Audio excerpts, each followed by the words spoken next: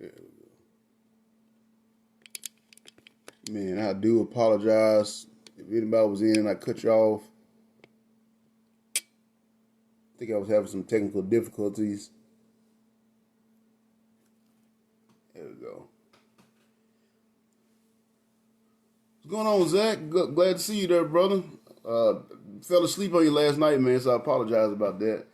I'm sorry, y'all. I think I was having some technical difficulties, and knowing that my wife is here and she watched the video with me to make sure everything is going on and everything is going good. And I couldn't tell, so I had to stop the previous video and I'm going to have to start over. So I do apologize about that. If anybody was watching, then I cut you off, and I hope you tune back into this one.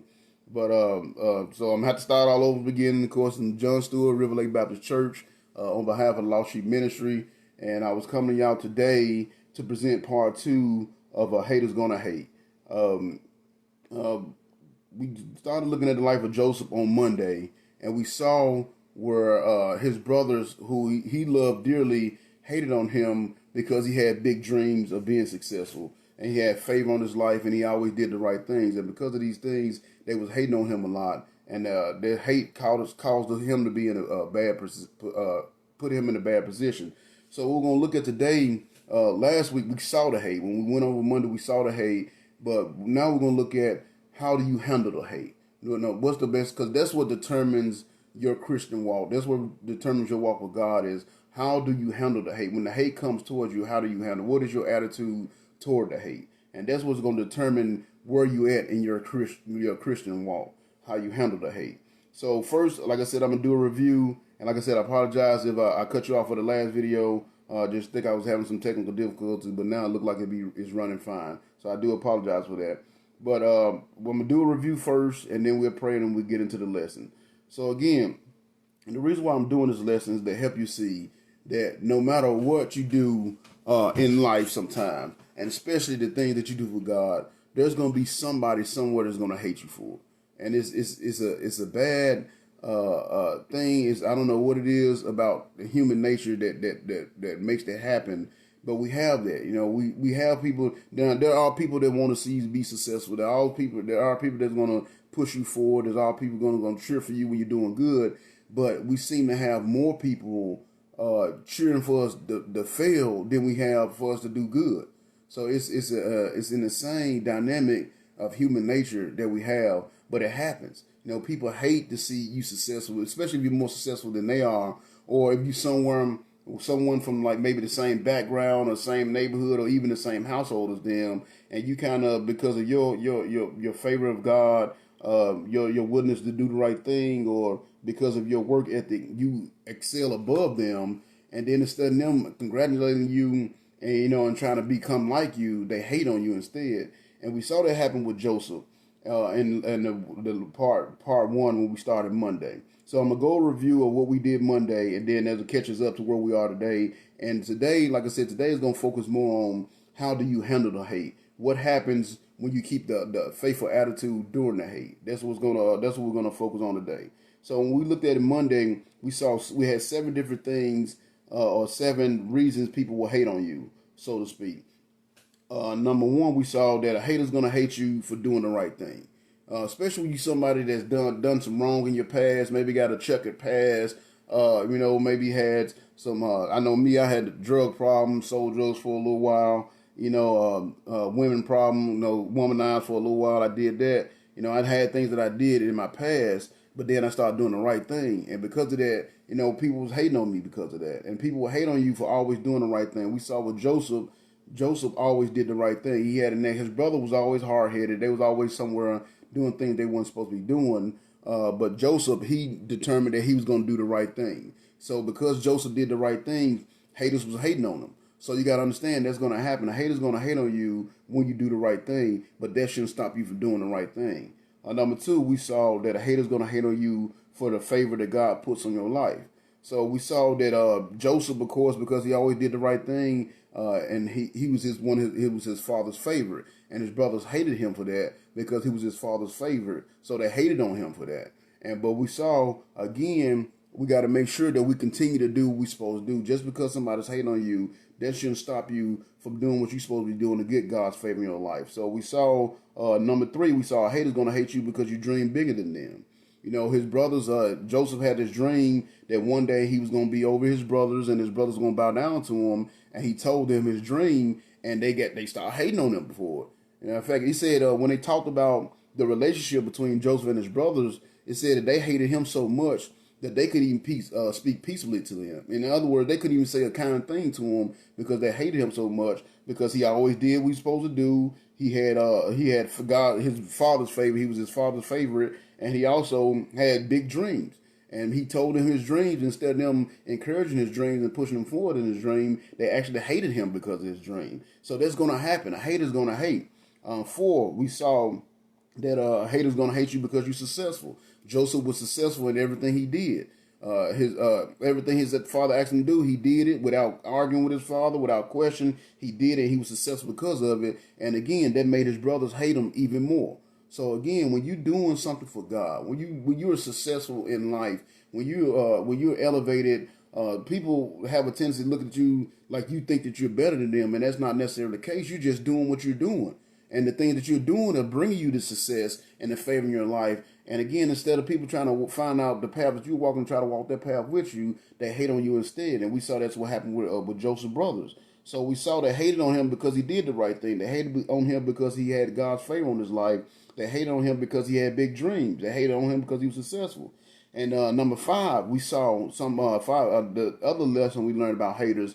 A lot of time, a hater's most likely going to be the people that's closest to you.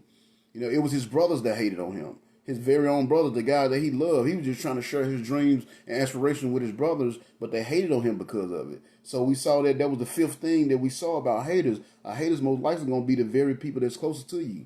The ones that you love, the ones that you think will be happy for your dreams, the ones you think that's going to encourage you in your endeavors and push you forward. Sometimes they'll be the main ones that's hating on you. They might smile in your face, you know, but behind your back, they talking about you, and they can't stand your guts, can't even stand to be around you, you know, because that's what a hater's going to do. A lot of time, you know, we look at haters, it's not, even you look at Jesus. The people that hate on Jesus was what? The Pharisees and Sadducees. The very people that's supposed to be leading people toward the Lord was the very one that was hating on the Lord when he came down to earth.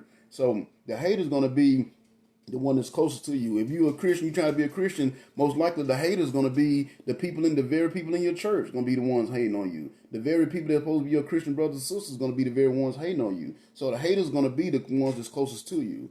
You know, like I said, I mentioned this last week with my people. You know what I'm saying? We are notorious for that. As black people, we are notorious for hating on each other. It happens. So that's what the 5th thing, the lesson that we learned about haters last week, is that a hater's most likely going to be the ones that's closest to you.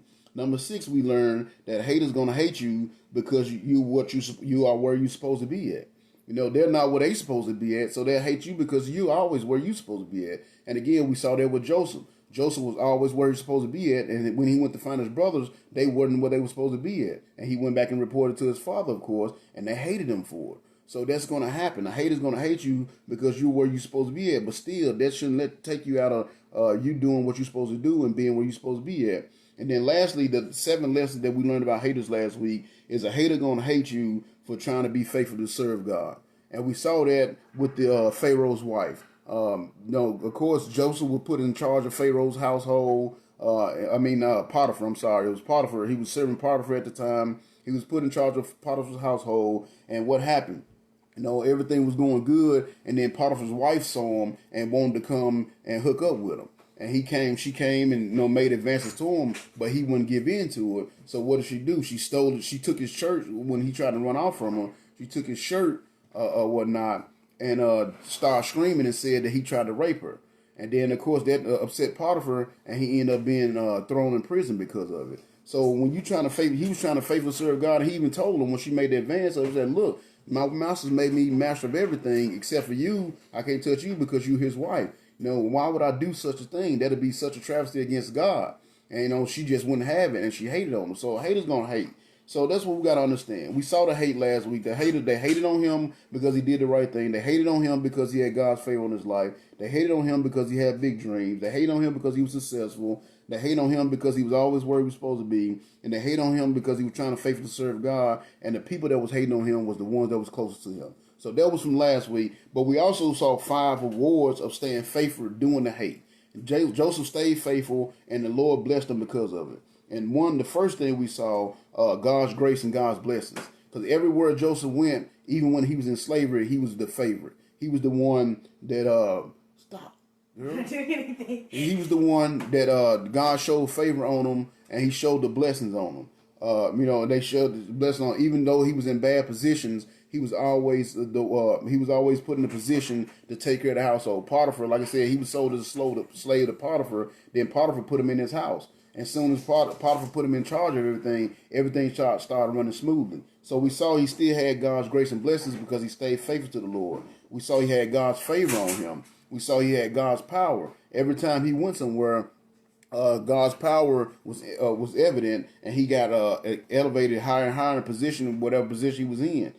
We also saw that he had success in all his endeavors. Whenever they put him in charge of everything, when Potiphar put him in charge of his house ran smooth. When he went to prison and they put him in charge of the prison ran smooth. So he had success in all his endeavors because he stayed faithful to God, even though they was hating on him. And we also saw he had God's wisdom on him. We saw where he had when he was in prison, these 2 guys came in that served the king, and they had dreams. They both had dreams that they didn't understand what the dreams meant. And Joseph was able to interpret the dream because he had God's wisdom in his life. So again, a hater's going to hate, but don't let that hate take you out of serving God. Don't let that hate make you turn your back on God. Don't let that hate take you from doing the things you're supposed to do from God, because if you do, then you'll lose the rewards that you would get from staying faithful to the Lord. So today, we're going to see, last week we saw where the hates began, and we saw what the Lord started blessing Joseph because of the hate. But today we're going to have 4 more aspects of rewards that's going to come out because of the faithfulness that Joseph displayed even amongst the hate. Even though he was being hated on, he still stayed faithful, and we're going to see the blessings that he got because he stayed faithful. And we're going to see 4 more, and these are very important rewards that you would get if you stay faithful even when people are hating on you. So I'm going to go ahead. That was the review, and I'm going to go ahead, and again, I apologize for you guys that was watching the video earlier that I had to cut the other one off because I don't know what was going on with it. But I'm going to go ahead, we're going to say a prayer, and then we're going to get started. Dear Lord of Heavenly Father, come to you today. Thank you so much, first of all, for another wonderful day on this earth. Yes, it's a little bit rainy and a little nippy out there today, Lord, but it's still a good day because we're here, we're breathing, we're able to join in this union right here today with the folks that's tuned in, so we can get into your word, Lord, and see this story on this life of Joseph. Joseph it's a wonderful story. One of my I love all the Bible, but this is definitely one of my favorite ones. And we saw how, because of his success, because of his faithfulness to you, he was hated on by the very people that loved, that he wanted to share his dreams and all his aspirations with. He was hated on by those people, but he stayed faithful to you, and because of that, he was blessed blessed throughout his whole ordeal that he went through. So I ask you to watch over us as we go through this word today. Send your spirit down upon me, Lord, to use me to bring out this lesson here today, Lord. Touch my heart. Just give me the wisdom I need to say the things that need to be said so we can help others stay faithful amongst the hate, Lord. And we also ask you to watch over the people that's joining in today. Touch their heads and their hearts and open up their minds, Lord, so they can receive this word. Let this seed be planted in their heart and give them the want to stay faithful to you, because I know we're in the age of the God haters right now. And a lot of people hate us for what we're doing. A lot of people hate me for what I'm doing. But that's not going to stop me from doing the work that you have for me to do. And that's not going to stop me from praising you and honoring and glorifying your holy name, Lord. So I pray that you give others the same will to do so. And I pray that they see the importance of doing that by going through this story and looking at the life of Joseph, Lord.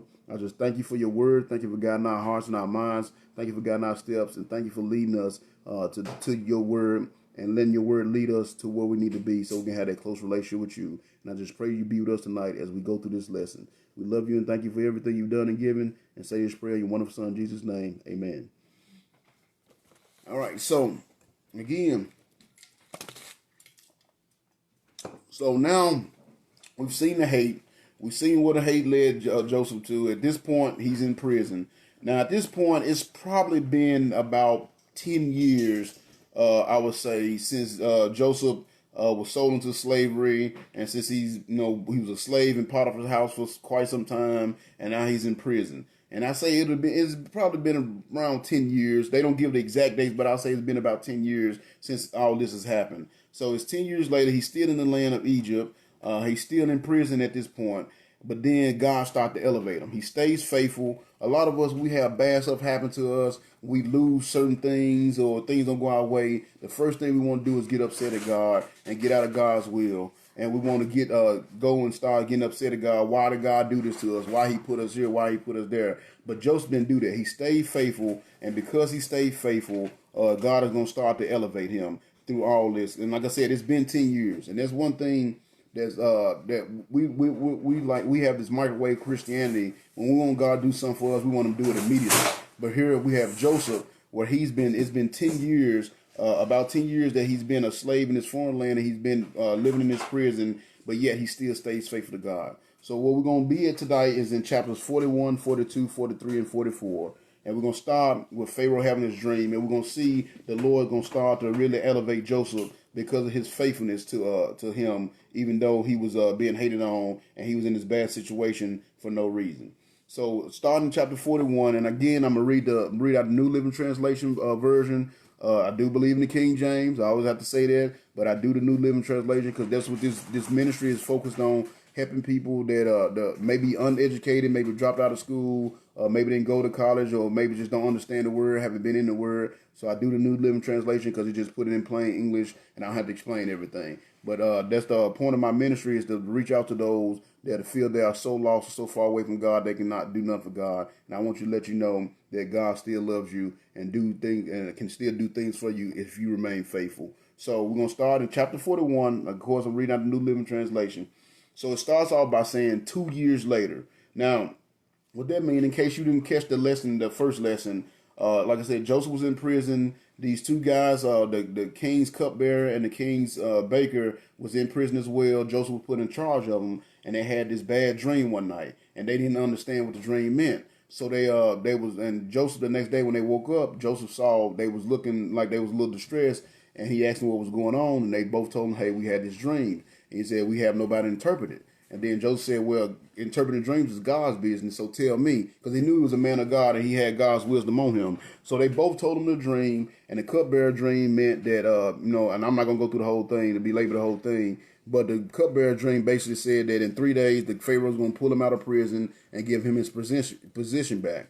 And then he told the cupbearer, he said, "Now when we get your position back, make sure you remember me, because I've been put in prison for no reason. I've been abducted from my own land, sold into slavery, and put into prison for no reason. So when you get your position back, please remember me." So the cupbearer said he would do so. And then the chief baker, his dream basically meant that in 3 days, the Pharaoh was going to take him out and kill him, and was going to cut his head off and impale him on the pole. So his dream wasn't as nice. And in 3 days' time, exactly what happened, Joseph said was going to happen, happened. The cupbearer was taken out of prison, restored to his position, and the chief baker was taken out of prison, and he was killed and hung on the pole. But immediately after they was taken out, we saw what the cupbearer said in the last line of chapter 40, said that Pharaoh's cupbearer, however, promptly forgot all about Joseph, never giving him another thought. So, and we talked about how we do that a lot. We'll pray for something. We'll pray for God to do something for us. Hey, Sister Rhonda, glad you joined us today. And Quentin, good to see you there, man. And Tara, I appreciate you for joining in. So we see where the cupbearer, like we talked about, how we'll do that a lot. We'll ask God for something. We'll beg God for something. God, please bless us, please bless us, please bless us. And then we'll get the blessing, and the first thing we do, we'll forget about the blessing. We'll forget about God. And that's what's kind of happened with Joseph. Joseph, talked to this guy, and he told him, he said, "Look, man, I've been put in jail for no reason. I did nothing. I've been kidnapped from my homeland. I was sold as a slave, and now I'm here in prison, and I don't deserve it." And the cupbearer said, "Okay, if I do get my position back, I remember you." And I mentioned the Pharaoh, but he forgot. So that's why it says 2 years later, because now it's 2 years later, and he's still in prison. So the cupbearer still at this point has not kept his part in the bargain. Now, I don't think the cupbearer was hating on Joseph. It's just he forgot. He was so happy, that he was out of prison, because it said they had been in prison for quite some time. So he was so happy that he had been let out of prison and he got a position back that he just completely forgot about Joseph. I don't think it was a matter of hate, and we're going to see that as we get into the story. So it says 2 years later, Pharaoh dreamed that he was standing on the bank of the Nile River. In his dream, 7 fat, healthy-looking cows and suddenly came up out of the river and began grazing along his bank. Then several other cows came up from the river, but these were very ugly and gaunt. These cows went over and stood beside the fat cows. Then the thin ugly cows ate the fat ones. At this point in the dream, Pharaoh woke up. Soon he fell asleep again, and he dreamed a second dream. This time he saw 7 heads of grain on one stalk, with every kernel well formed and plump. Then suddenly 7 more heads appeared on the stalk, but these were shriveled and withered by the east wind. And these thin heads swallowed up the 7 plump, well formed heads. Then Pharaoh woke up again and realized it was a dream. The next morning, as he thought about it, Pharaoh became very concerned as to what the dreams might mean. So he called for all the magicians and the wise men of Egypt and told them about his dream, but none of them could suggest what they meant. So the reason why they could suggest what they meant, because we got to understand something, and this is something we're going to have to understand, and it's going to show you, again, God setting Daniel up to be victorious in the midst of the hate. So dreams, of course, Daniel, I said Daniel, because this happened to Daniel as well, but we see over in chapter 40, Joseph, when the two guys in prison had dreamed, Joseph told them interpreting dreams is God's business. So the reason why these magicians and these wise men of Egypt couldn't interpret the dream, because this dream was from God. And see, like I said, we got to understand some spiritual stuff is real. Voodoo, all that stuff is real. Black magic, psychic, and all that stuff is real. But the only thing is, they draw their power from the devil. They get their power from the devil, and they get their power from demons. So therefore, they didn't understand the situation. They couldn't interpret this dream because this dream came from God. So that's why they couldn't interpret the dream. So when Pharaoh called them all in and they couldn't interpret it, of course he had got a little bit more spooked because they couldn't interpret it. These supposed to be wise men. They were supposed to have all these powers, but they couldn't tell them what this dream meant. So then we see here, and this is why I say the cupbearer, what he did wasn't an act of hate against Joseph. He just simply forgot. So when none of these wise men could tell him the dream, it says then in verse I think there's verse number 9. It said, then the king's cupbearer spoke up. Today I have been reminded of my failure, he said. So again, we see it wasn't a matter of hate. He just forgot. He got out. And he was so happy that he was out that he just completely forgot about Joseph. So it wasn't a matter of hate. He just forgot to speak up. But at the same time, we got to understand when things happen in our life, when we were praying for certain blessings and we're praying for God to do something for us, and it takes a while. Maybe it's because God is setting us up for something. He's getting the scene set, so to speak. And that's what he did here for Joseph. He got the scene set, and it took a while for that to happen. So while Joseph was still in prison those other 2 years, there was certain events and certain things that God was letting happen that was going to put him in a position that once he did answer his blessing, they're going to put him in a position to be made the leader of the land, basically. So that's what happened. He had been there for another 2 years, but then then the cupbearer finally, it came to his mind, and the timing was perfect on it. Because he said in verse 10, he said, look, some time ago, you were angry with the chief baker and me, and you imprisoned us in the palace of the captain of the guard. One night, the chief baker and I had a dream, and each dream had a meaning. We told the dreams to a young Hebrew man who was a servant of the captain of the guard. He told us what each of our dreams meant, and everything happened just as he said it would. I was restored to my position as cupbearer, and the chief baker was executed and impaled on the pole. So Pharaoh sent for Joseph at once, and he was brought hastily from the dungeon. So you see, it was all about God's timing. When the time came for Joseph to be released, then he got released hastily. So that's going to actually take us from our to our 6th point. Because last week we had 5 rewards of staying faithful even though you're being hated on, or being faithful amongst the hate. And this is going to be number 6, freedom from the bondage of the hate. Because he had been in prison, he had been a slave for all these years because of his brothers hating on him. And like I said, at this point, it's probably been about 10 years at this point before he finally came before Pharaoh. So it took all those 10 years for the Lord to set up everything that he needed to set up that was going to put Joseph in his position where he can be elevated in the eyes of the Lord. Plus, it helps him test his faith. When we go through things, we always think God is picking on us, but he wants to see where your faith is. Because it's easy to worship the Lord when you're on the mountaintop. It's easy to worship the Lord and be faithful to the Lord when everything is going good. But what do you do? How faithful are you with the Lord when everything is going bad? And that's what we gotta determine. Are you gonna be faithful? Can you be faithful when you're on the mountaintop as well as when you're in the valley? And that's what we have to see. So that's why it's been 10 years. Joseph has either been a slave or he's been in prison. And it took about 10 years before Joseph was finally brought before Pharaoh. But we see here in line 14, it said Joseph sent for Pharaoh at once, and he was brought hastily from the dungeon. So for number 6, our number 6 reward, Pat, good to see you join us today, man. Perfect timing. Our number 6 reward we're going to see is a freedom from the bondage of hate.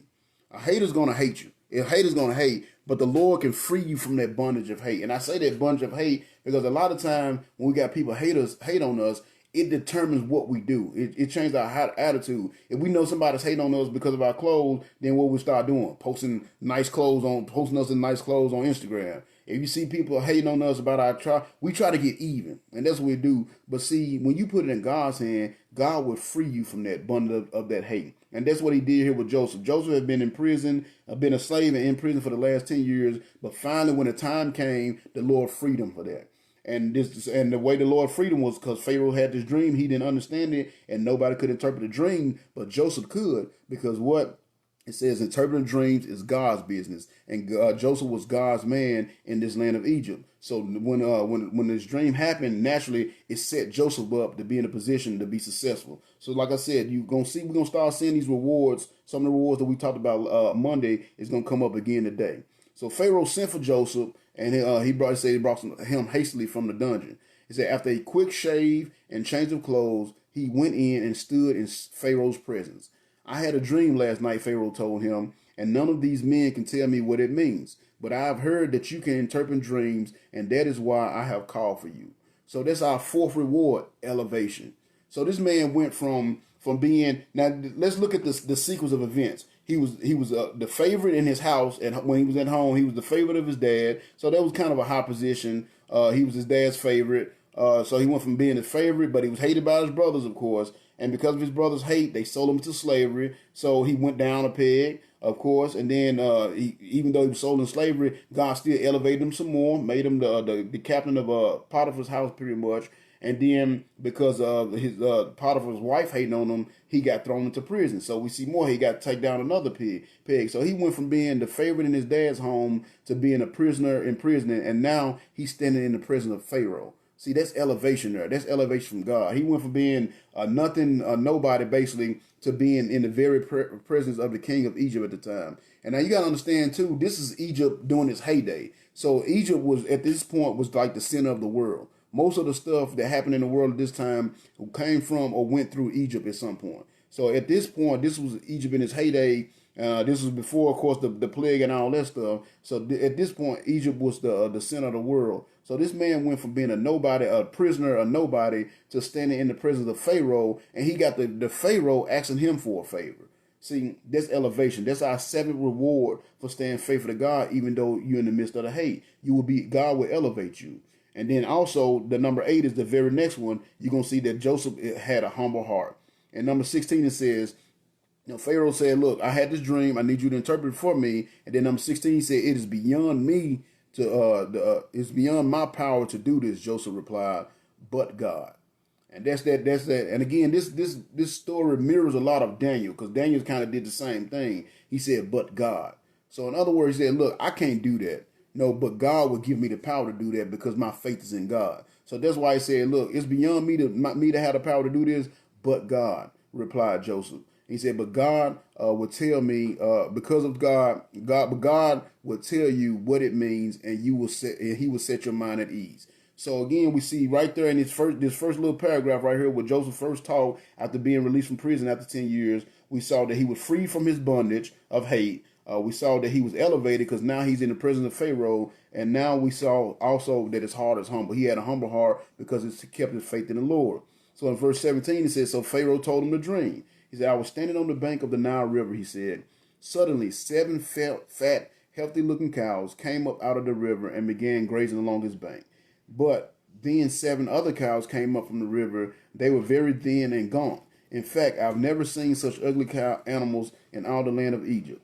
These thin, ugly cows ate up the 7 fat ones that had come out of the river first. But afterward, they were still as ugly and as gaunt as before. Then I woke up. A little later, I had another dream. This time, there were 7 heads of grain on one stalk, and all 7 heads were plump and full. Then out of the same stalk came 7 withered heads, shriveled by the east wind. And the withered heads swallowed up the plump ones. I told these dreams to my magicians, but not one of them could tell me what they mean. And again, the reason why they couldn't tell them what they mean, because this was something of God. Again, over in verse 40, what did Joseph say? Interpreting dreams is God's business. This was a God situation. And unless you're a man of God, you're not going to be able to interpret the things of God. That's why a lot of us in our lives, I hear a lot, well, God don't talk to me. God don't show me. Well, are you walking with God? Because in order to understand the things of God, in order to understand where God is guiding you to, in order to understand when God is talking to you, you have to be a person of God. You have to be a man of God or a woman of God. Do you have a close enough relationship with God where you can realize when God is talking to you? And see, we can see these guys didn't understand the dream because they were not godly dudes. They drew their power from demons. They drew their power from the devil. They were not godly people, and therefore they couldn't understand the thing of God. That's why they couldn't interpret this dream. But see, Joseph was. So Joseph told him. He said in verse 25, both dreams mean the same. Joseph told Pharaoh, God was telling you what he's about to do. So again, it was a godly situation. That's why these magicians and these wise men of Pharaoh couldn't interpret the dream, because they didn't have God in them. They were not godly men. Only a godly man can interpret something of God. And that's why Joseph told him that God was telling you what he was going to do. That's why these dudes didn't understand. So he explained to him. He said the 7 fat cows and the 7 plump hands of grain both represent 7 years of prosperity. The 7 thin, ugly cows and the 7 withered head of grain represent 7 years of famine. This will happen just as I have described, for God has shown you what he's about to do. The next 7 years will be a period of great prosperity throughout the land of Egypt. But afterwards there will be 7 years of famine, so great that all the prosperity will be forgotten and wiped out. Famine will be destroyed. Famine will destroy the land. This famine will be so terrible that even the memory of the good years will be erased. As for having the dream twice, it means that the matter has been decreed by God and that he will make these events happen soon. My suggestion is that you find the wisest man in Egypt and put him in charge of a nationwide program. So he's saying, again, God just showed you what he's going to do. You about to have 7 years of good, and everything going to be good for the next 7 years. You're going to have money and crops and everything more than you can handle for the next 7 years. He said, but after that, you're going to have 7 years where nothing is going to go good. And the bad 7 years is going to be so bad that it's going to erase the good ones. You're not going to even remember how good they are. So that's what he tells him. So then he makes this suggestion. And again, I know it had to be his spirit led him to say this. He said, my suggestion is that you find the wisest man in Egypt and put him in charge of a nationwide program. Now, of course, he wasn't trying to set himself up for to be in charge of that program. He was just using the wisdom that God gave him, because when we looked at the lesson we did Monday, number 5 was God's wisdom. So he's just sharing his wisdom with Pharaoh. He's like, look, if you want to prevent this, you want to save the land, find the wisest person in the land and put him in charge of some kind of food program. Now, of course, he said that because he was led by the Spirit to say that. Because God's wisdom told him to say that, but he didn't realize in saying that he was putting himself in a position to be the one that's going to be in charge of this program. Because he said, find the wisest man. And if you read Proverbs, what does it say in Proverbs? The fear of the Lord is the beginning of wisdom. And right now, Joseph is the only man in the land of Egypt that fears the Lord. So, of course, that makes him the wisest man, because wisdom comes from the Lord. And we saw that in the lesson last week. And like I said, number 5, he had God's wisdom. That's why he was able to interpret the dreams last week. He had God's wisdom. That's why he was able to interpret Pharaoh's dream today. So he is the wisest man in the land. Now, he wasn't saying that to pat himself on the back or to puff his chest out. He was just making a suggestion. Find the wisest person, put him in charge of the program, and everything will be saved. But he didn't realize in saying that he was setting himself up. But because God was at work here. Now, again, this has been 10 years. This man has been sold. He's been sold into slavery. He's been a slave. He's been sold into slavery. He's been a prisoner. He's been in the prison for the last few years. And now he's standing in front of Pharaoh, sharing his wisdom with Pharaoh. So then he tell him in verse 34, he said, now let Pharaoh appoint officials over the land and let them collect 1/5 of all the crops during the 7 good years. Have them gather all the food and grain of these good years into royal storehouses and store it away so there will be food in the cities. That way there will be enough to eat when the 7 years of famine come. Otherwise, disaster will surely strike the land and all the people will die. So we see another benefit of staying faithful to the Lord. You get to save others. We saw this in the story of Daniel. Because Daniel was so faithful, he got to save his brothers. He saved all the wise men when Pharaoh had that dream and he was able to interpret it. We saw it in the lesson we did last week when we did the story of Noah. Because the Lord was going to destroy everything because everything had become corrupt. But because Noah had stayed faithful, the Lord said, "You alone, I find the most faithful man in the land." So he said, "I'm gonna save you." He told him to build an ark, and on the ark he had him, his wife, his 3 sons, and his 3 sons' wives. Now the Lord said, "You alone are found faithful," but yet he got to bring these other 8 people with him. Why? Because he was faithful. So he was able to save the lives of others as well. So you see the importance of being faithful. And the same thing happened here with Joseph. Because Joseph stayed faithful to the Lord, he's going to be able to save an entire nation and basically save the world.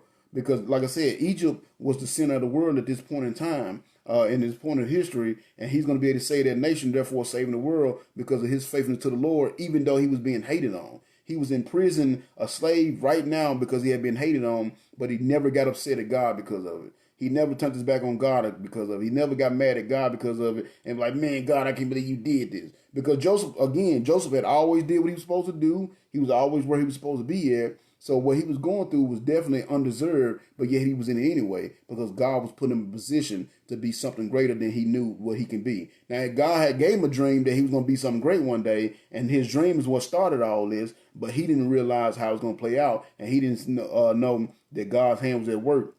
And that happens a lot to us. We go through some things, we go through some struggles, we have some trials and tribulations, and we don't always see what God is doing. We don't always understand why God is doing it, but what we got to understand, God is in control. And since he's in control, that he will make it work out good. That's why I told y'all my favorite verse from the Bible is Romans 8:28. For we know that all things work together for good to them that love God, to them who are called according to his purpose. And that's exactly what we're going to see play out today with the story of Joseph, because just guess what happens here. So now he's talking to Pharaoh. He gives Pharaoh this suggestion on to start this food program to put up food so they have enough food to last through the 7 years when things goes bad.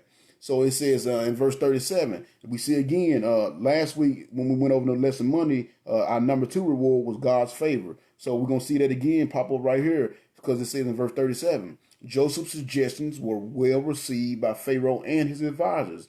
As they discussed who should be appointed for the job, Pharaoh said, "Who could do it better than Joseph? For he is a man who is obviously filled with the Spirit of God." Turning to Joseph, Pharaoh said, "Since God has revealed the meaning of the dreams to you, you are the wisest man in the land." So why was he wise? It wasn't because he was so special. It wasn't because he did certain things. He was so smart. It's because it was obvious that God was in him.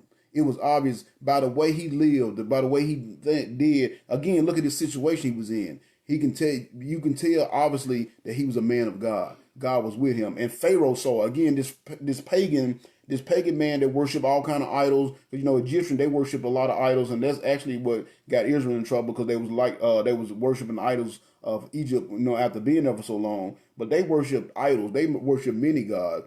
But the relationship that Joseph had with the Lord was so strong that it was obvious that the Lord was with him. And it was obvious since the Lord was with him that he was the wisest man in the land. So you got a man that went from being hated by his brothers, basically an outcast of his family, being sold as a slave, then being put in prison. Now is about to be elevated to a position of being a king because he stayed faithful to the Lord, even amongst the hate. And that's what's going to happen here. So he said, and check out this. It says in verse number 40, he said, "I hereby." Well, first he said again. He told him, said, "For who could do it better than Joseph? For he is a man who is obviously filled with the Spirit of God." Turning to Joseph, Pharaoh said, "Since God has revealed the meaning of the dream to you, you are the wisest man in the land. I hereby appoint you to direct this project. You will manage my household and organize all my people. Only I will have a rank higher than yours." And Pharaoh said to Joseph, "I hereby put you in charge of the entire land of Egypt."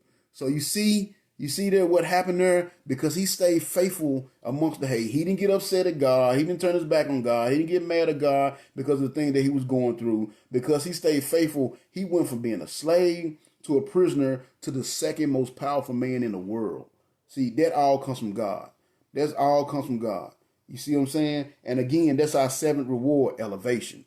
That's what elevation comes from God. You trying to get to a certain level in your life. You trying to get a certain promotion in your job. All those things come from God. And those are things that you receive by staying faithful to God. So, again, that's what I want y'all to see from this lesson on hate. Haters are going to hate. Haters are going to hate you, but don't let that hate take you away from doing God's work. Don't let the God haters hating on you keep you from praising the Lord like you're supposed to. Don't let the hate that the God haters are displaying towards you. Matter of fact, don't let the hate that your own Christian brothers and sisters that displaying towards you keep you from doing God's work. You got to move forward, because if you do, God is going to elevate you. He going to see, because the thing is, again, Joseph went from the favorite to a slave to in prison. So what did God do to him? He tore him down. You know, he took him from his high position that he had at home and took him to being nothing. But again, what happened? Joseph stayed faithful, and now guess what he did? He elevated him. So again, that's what you got to understand. You don't know what when God taking you through some stuff, taking stuff away from you, you don't know what he's setting you up for. So that's why you got to make sure you stay faithful in the midst of the hate. And that's what he did. He told Joseph down so he can build him back up. So now Joseph is just been ordained by the Pharaoh of Egypt to be the second most powerful man in the land. He went from a prisoner to basically a king. You know, of course, Pharaoh is the king, but Pharaoh gonna tell him, like, I'm the king, but you in control. You're gonna have everything. So, matter of fact, let's look at verse 42. He said, Pharaoh said to Joseph, I hereby put you in charge of the entire land of Egypt. Then Pharaoh placed his own signet ring on Joseph's finger as a symbol of his authority. He dressed him in beautiful clothing and placed a royal gold chain about his neck. Pharaoh also gave Joseph the chariot of his second in command, and wherever he went, the command was shouted, kneel down. So Joseph was put in charge of all the land of Egypt. So again, what happened? He got elevated. That's our number 7 reward. He got elevated. He got elevated because he stayed faithful to God. He was mistreated. Mistreated by his brothers, sold into slavery, put into prison, all things he didn't deserve, but he didn't take it out on God because of that. He didn't take it out. He didn't get mad at God because of that. He stayed faithful, and now he's in charge of the entire land of Egypt. He's the second most powerful man in the world at this point in time. Now, again, this is 10 years later. So he had 10 years of suffering before he got to this point, but he made it through the suffering, and because he made it through the suffering, now he's been elevated. He's been elevated in the eyes of God. So I see so you see the importance of staying faithful in the midst of the hate. Don't let the hate take you from doing God's work. Don't let the hate take you from praising the Lord like you're supposed to. Because if you can stand through it, you know what I'm saying, and stand through it, and God, because the way I look at it, God will just make sure his Joseph, Joseph had been faithful, but he wanted to make sure his foundation is sound. He wanted to make sure his foundation was sound. He wanted to make sure, okay, he's been faithful to me while it's been good. Let's see if he's going to be faithful to me while it's been bad. And he stayed faithful, and now the Lord has elevated him. So now he went from a prisoner to the second most powerful man in the land. And like I said, at this time, Pharaoh, Egypt was the center of the world, so he's the second most powerful man in the world at that time. So it said, and Pharaoh said to Joseph, and look, this other statement he said, Pharaoh said to Joseph, I am the king, but no one will move a hand or a foot in the entire land without your approval. So again, we see, we go back to our lesson from we did Monday. We get God's power. Number 3 was the number 3 reward was God's power. And we see the power that Joseph received here because he stayed faithful to God, even though he was being hated on. He was being mistreated. He was done wrong, but he stayed faithful. And look, now he has God's power on him. And he's the most powerful. Like I said, he's the second most powerful man in the land. So then it says, Pharaoh named him, and now I might mispronounce these words, so all you scholars out there, you intelligent people, don't be messaging me a million times talking about I mispronounce because these names are hard. But it says in verse 45, it said Pharaoh renamed him Zaphaneth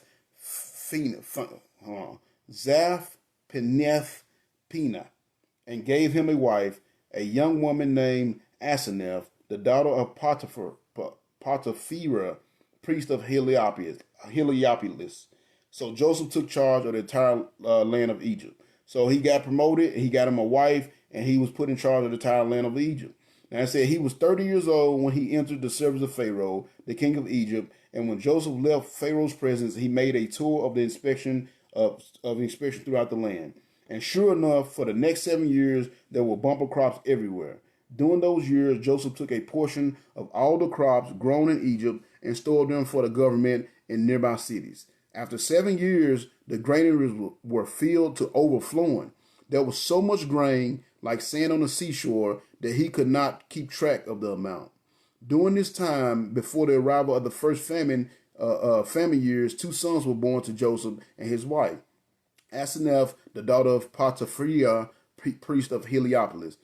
Joseph named his oldest son Manasseh, for he said, God has made me forget all about my troubles and the family of my father.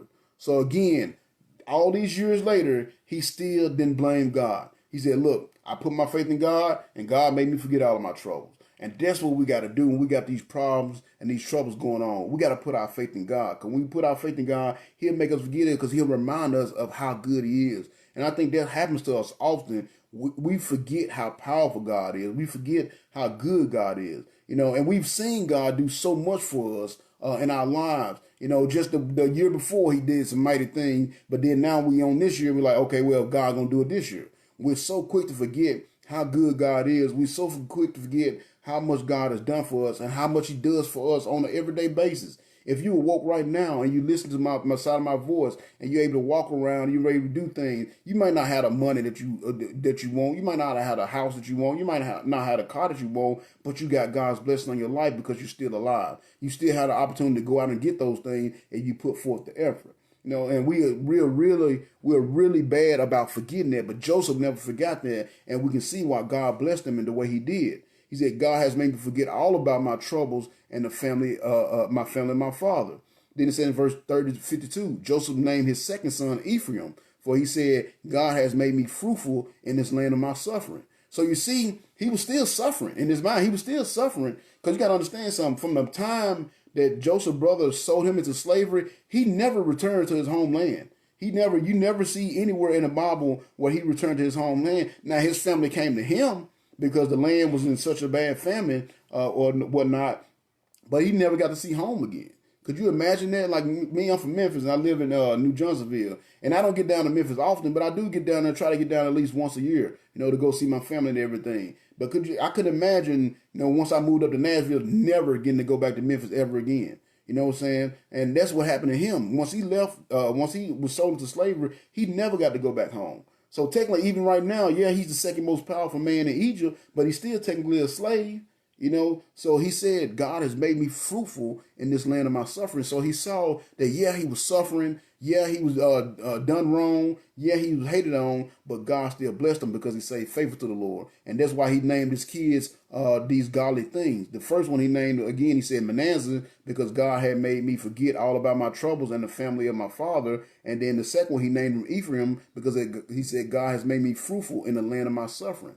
So even though you're suffering, God is still there with you. And Joseph saw that, and that's why the Lord blessed him. So then in verse 53, it said, at last the 7 years of plenty came to an end.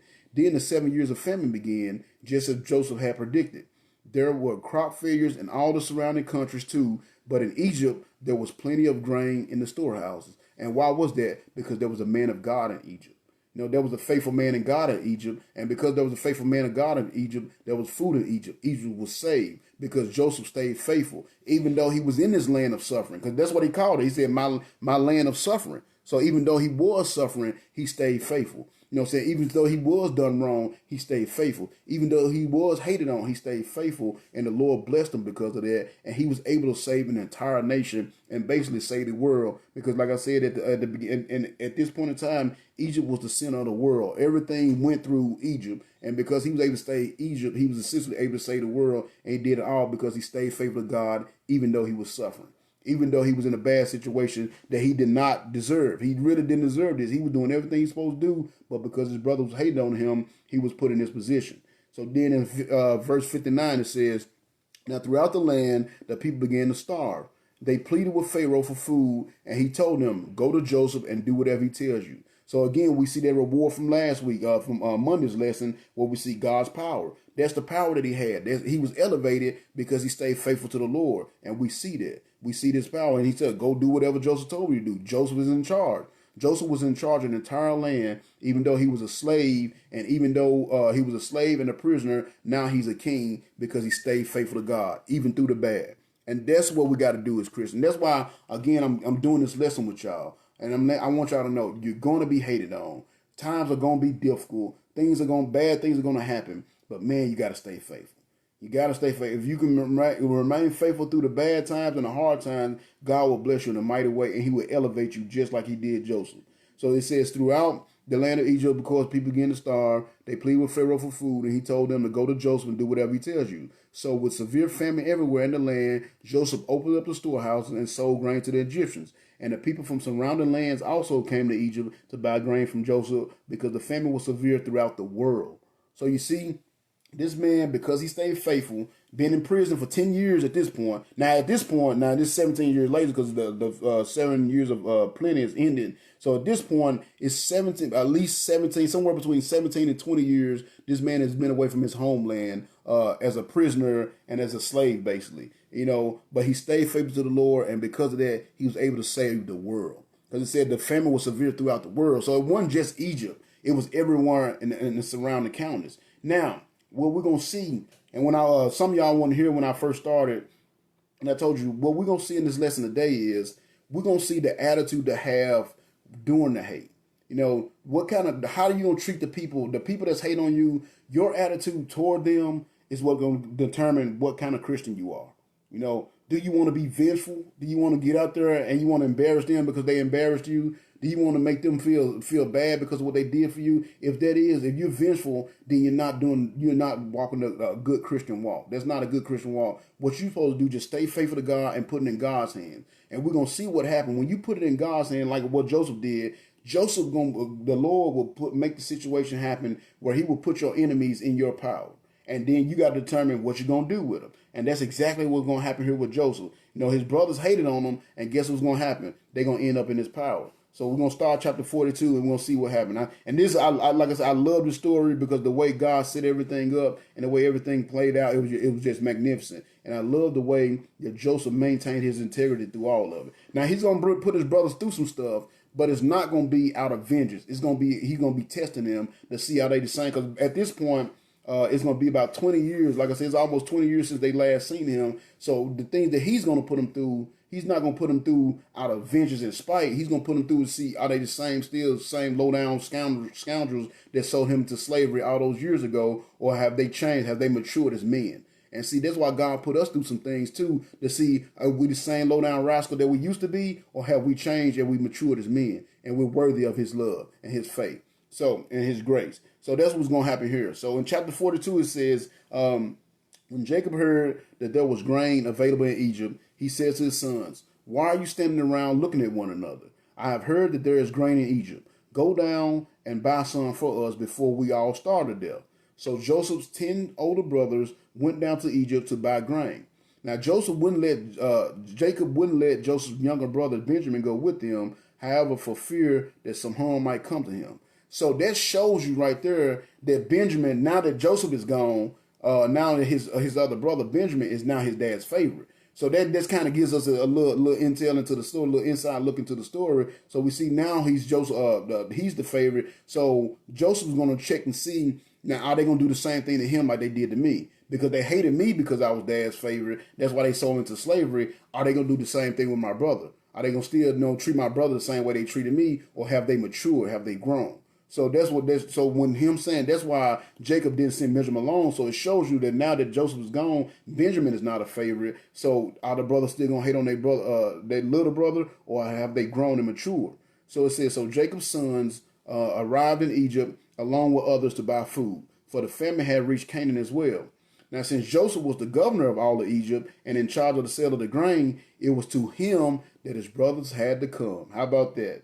And it said, and check this out. Now, this is the kicker here. Now, remember, all this started because Joseph had a dream one day, and he told them that one day y'all gonna bow low to me. And then they hated him for it. They hated him for his dreams. We talked about that in the review. They hated him for his dream, and that's why they sold him in slavery. check out this next line. So it says, since Joseph was the governor of all of Egypt and in charge of the sale of the grain, it was to him that his brothers came, and they bowed low before him with their faces to the ground.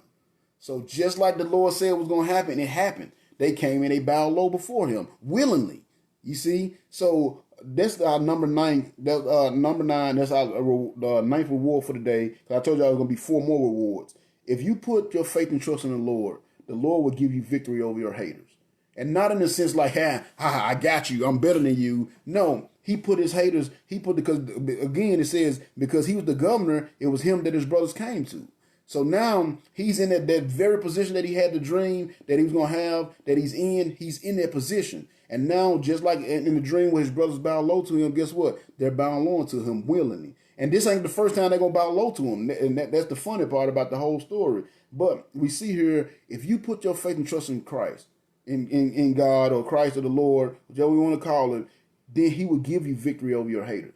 And that's why I say haters going to hate. But keep going forward, keep doing what you're doing as long as it's within God's will, and God will give you the victory. And right here, we see right off the bat, God gave him victory over his brothers because he made it to where they had to come to him and ask him for something after all the low down things they did to him. And they're going to know it's low down because we're going to see throughout the story that they're going to keep on, they're going to keep bringing it up. All these years, like I said, it's been about 20 years, and they've been carrying this guilt around because they realized, their hate made them do something stupid. And that's what happens when you hate on people, man. And that's why I tell y'all, be careful how you treat people that hate on you. That's why in the first reward, I said, number 6, the first reward we did over in chapter 41, freedom from the bondage of the hate. Because hate make you do stupid stuff. It make you get out of character. It'll make you do something that you normally wouldn't do because you're trying to get back at somebody because they hate on you. And you got to be careful that it'll take you out of character, but more importantly, it'll take you out of God's will for your life. And thank God Joseph didn't get involved in that. He just stayed faithful to the Lord. But he is going to put his brother through some stuff, And again, it's not going to be, when you look at the story as a whole, it's not going to be out of vengeance. It's going to be out of test to see, are they still the same low-down scoundrels they used to be, or have they made some kind of change? So we see right here, though, where he got the victory over him. Just like when he had the dream and he said they're going to bow low to him, guess what? They came and they bowed low to him. But Joseph, now check it out, and this is what gets funny to me. I love this part because he kind of gets his revenge a little bit. So it said Joseph recognized them instantly, but he pretended to be a stranger because he didn't want them to know who he was just yet. Because again, he wanted to test them. So he said he recognized, he pretended to be a stranger. Where are you from? He demanded roughly. So he talked bad to him. Where are you from? From the land of Canaan, they replied. We have come to buy grain. Joseph's brothers didn't recognize him, but Joseph recognized them, and he remembered the dreams that he had had many years before. So, see, they didn't recognize him. That's why I said it had been at least 20 years because it had been long enough to where he had changed so much that they didn't even recognize him. Because you got to think about he had been living in the land of Egypt. And Egypt, compared to the other land, they were some weird individuals, so to speak. They had all kind of face paint and stuff that they wore, and they were very tan because it was hot. So he looked completely different than he did than when they first sold him in slavery. Like I said, it had been so long since they had seen him, they didn't even recognize him. So they had no clue that they was talking to Joseph, but he knew exactly who they was. So that's why he gonna put them through put them through these little tasks to see had they really changed or not. But when they came in front of him and they bowed low, he remembered his dreams. So again, he remembered the Lord. The Lord showed me this was gonna happen one day, and look at it, it's happening. See what I'm saying? So I'm guarantee you that encouraged him, that blessed his heart to see that the Lord kept his promise. The Lord kept his hand upon him, and all things was working together for good. Just like I told you it would. And like I said in Romans 8:28, it says all things work together for good. And I guarantee you that encouraged Joseph that, man, the Lord he didn't forget me. Just like he said it was going to happen, it happened. He kept his promise to me.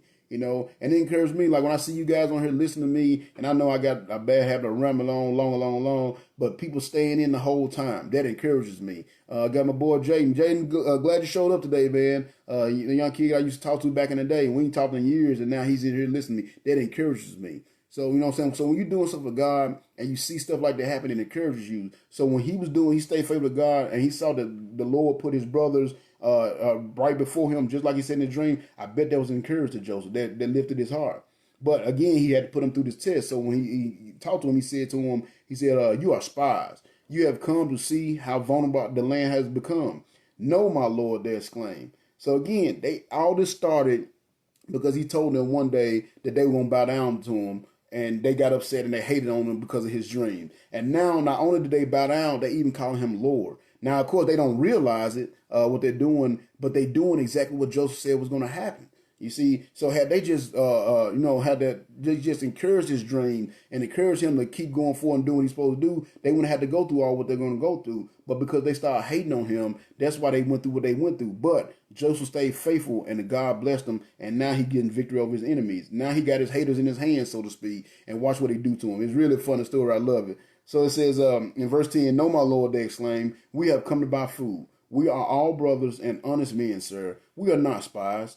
"Yes, you are," he insisted. "You have come to discover how vulnerable the famine has made us." "Sir," they said, "there are 12 of us brothers, and our father is in the land of Canaan. Our youngest brother is there with our father, and one of our other brothers is no longer with us." Now, of course, Joseph knew all this because he was the older brother, but they didn't know that. So that was I just love the story. I love the way it played out. I always love reading when I get into Genesis, reading the story of Joseph. So of course they telling me everything that he already knows, but he's also got some information from him. Now he knows that one, his father is still alive, and two, he knows that his brother Benjamin is still alive. And the fact that Benjamin is not with him tells him that, okay, now Benjamin is the favorite. So now I want to see, are they still treating him like they treated me, or have they grown? So you see, God is putting Joseph in a position to have all the power that he needs. He put him in a position to have everything he needs to be where he need to be at. And it's all because he stayed faithful in the Lord. And again, the Lord has given him, put him in a position to have victory over his enemies, victory over his haters. So in 14, it says, Joseph, now again, yes, this sounds like Joseph being harsh, but really, if you see throughout the whole story, he's not really being harsh. He's just putting them through a test to see have they changed in it, have their hearts changed over the last 20 years. So it says in verse 14, it said, "Joseph insisted, 'As I said, you are spies. This is how I will test your story. I swear by the life of Pharaoh that you will not leave Egypt unless your youngest brother comes here. One of you go and get your brother. I'll keep the rest of you here bound in prison. Then we'll find out whether or not your story is true. If it turns out that you don't have a younger brother, then I know that you are spies." So he put them all in the prison for 3 days. Now, of course, he had the power to put them in prison for as long as he wanted to. But again, he gave them a little bit of taste of what he went through. Because you got to imagine, they had to be shook right now. They have no clue what's going on. They just thought they were going to go down there and buy some food and go back home. And now they stuck in prison for the last 3 days. And you know, mind had to be wondering, like, why is all this going on? What is happening right now? Like, what is going on? And then on the third day, it says, on the third day, in verse 18, it says, "On the third day, Joseph said to them, 'I am a God-fearing man. So if you do as I say, you will live. We'll see how honorable you really are.'" So they're right there, let you know that he was putting them to the test. Because he said, "I want to see how honorable you really are." I want to see if y'all really have changed over these last 20 years since I've been over here in this land. And like it's somewhere between 17 and 20, but close to 20 that he had been in this land. So again, you see right here, he's been a little rough on him. He's getting a little revenge. I know he got to be enjoying it a little bit, but he's not doing it out of spite. He's not doing it because he want to hate on them because they hated on him. He's doing it because he want to see, have they really changed their heart? Are they new men, or are they still the same old low-down rascals that sold them into slavery? So he said, "So I want to see if you, we'll see how honorable you really are." He said, only one of you will remain in the prison. The rest of you may go on home with grain for your families. But bring your youngest brother back to me. In this way, I will know whether or not you are telling me the truth. If you are, I will spare you." And to this they agreed. Now, speaking among themselves, they said, "This has all happened because of what we did to Joseph long ago. We saw his terror and anguish and heard his pleadings, but we wouldn't listen. And that's why this trouble has come upon us. Didn't I tell you not to do it?" Reuben asked. "But you wouldn't listen, and now we are going to die because you murdered him, because we have murdered him." So you see, they've been told this guilty conscience around all these years because they know what they did to their brother was messed up. They knew that it was undeserved, and they knew they only did it because they was hating him because he had these big dreams, because he was so successful, because he was his father's favorite. They knew that, and they've been toting this around this whole time. And of course, you know, they haven't told their dad what happened, even though their dad eventually gonna find out. But they knew, and that's what y'all gotta understand. When people do you dirty, they know what they've done. You know what I'm saying? They know they've done it. I discovered when somebody do you dirty, and you know what I'm saying, if they always apologize, and that lets you know that they did it on purpose. You know what I'm saying? Somebody do something, they might say, oh man, my bad, I didn't mean to do that. But yet every time you see them, they always bring it up, they always apologize. That mean they did it on purpose, and that guilt is getting to them. You know what I'm saying? And it's getting to them because you stay faithful to them, you still treat them good or whatnot, and it hurts their feelings. So that guilt was getting to them because they've been told this get around for the last 20 years, and soon something bad start happening. Like, oh man, this must be because of what we did for Joseph. So shows you that they knew what they was doing. They knew what they were doing was wrong, and they've been told that guilt around all this time. You know what I'm saying? And that's what happened when somebody hate on you, and when they out there, bad mouthing you, criticize you behind your back. They know what they doing is wrong. But again, don't let that throw you off your path. Just keep on doing what the Lord will have you to do, and just put it in the Lord's hand. And the Lord will give you the ability to have victory over your enemies. And you see, right now, Joseph has power over his enemies, so to speak. He has power over his brothers. But again, he's not doing this out of spite. He's doing this to test it, to see have their heart ready to change. Now, it says in verse 23, so of course, they didn't know that Joseph understood them as he was talking, standing there, for he had been speaking to them through an interpreter. Now he had left the room and found a place where he could weep. So he was playing it so good, the way that to make sure they didn't know who he was. He didn't even speak their language. Now he knew, of course, he knew the language, but he was speaking in Egyptian because again he had been there almost 20 years now. So I'm pretty sure he was able to speak Egyptian, and he was the leader, so he was able to speak Egyptian pretty fluently. You know, so to keep up his rules or whatever, to stay in character, he never did talk to them in Hebrew. He always spoke to them in Egyptian as well. So that's why they couldn't figure out who he was. But of course, he understood what they were saying. And when they said that, he knew that they realized that they had done wrong. He knew that their country had been bothering him. And it touched him. He got a little emotional, like, well, they didn't forget. Because I'm pretty sure he wasn't like, did they even remember what they did to me? Do they even think about me? And by them saying that shows that, hey, they have been thinking about it the whole time. So they did still have some love, but the hate that they had for him made them do the ignorant thing that they did. And that's why I say, you got to, when you put it in God's hand, it gives you freedom for the bunch of that hate, because hate will make you do some ignorant things. And that's what he said. Say, okay, it was just out of the hate that they had, the ignorance they had, but I guess they still have some love for me because they haven't forgot about me. They haven't forgot what they did. So that's why when he heard them say that, he went off so he can cry a little bit, because I'm pretty sure he got a little choked up and it got to him. But then he got himself together. He said, now returning, he talked, he went to a place where he can weep. He said, returning, he talked some more with them. And he then chose Simeon from among them and had him tied up right before their eyes. So I'm assuming that Simeon may have been the one that orchestrated the whole thing in the beginning when they decided to sell him into slavery, and that's why he picked him as the one to stay behind and stay in prison. Because he, again, not out of revenge, it was something he had to do to test them and see how they charged. And I'm just assuming that there's no biblical Bible on that, but I'm assuming the reason why he chose Simeon, because Reuben was actually the oldest. So if he was going to choose anybody, he should have chose Reuben, but he chose Simeon. And I'm assuming, and Simeon was the second oldest, and I'm assuming it was because maybe he was the one that came up with the great idea of killing them or selling them into slavery, and that's why he chose them. So he said he had them tied up right before their eyes, and said then Joseph ordered his servants to fill the men's sack with grain, but he also gave secret instructions to return each brother's payment at the top of his sack. So he also gave them provision for their journey, and so they loaded up their donkeys and the grain and started from home.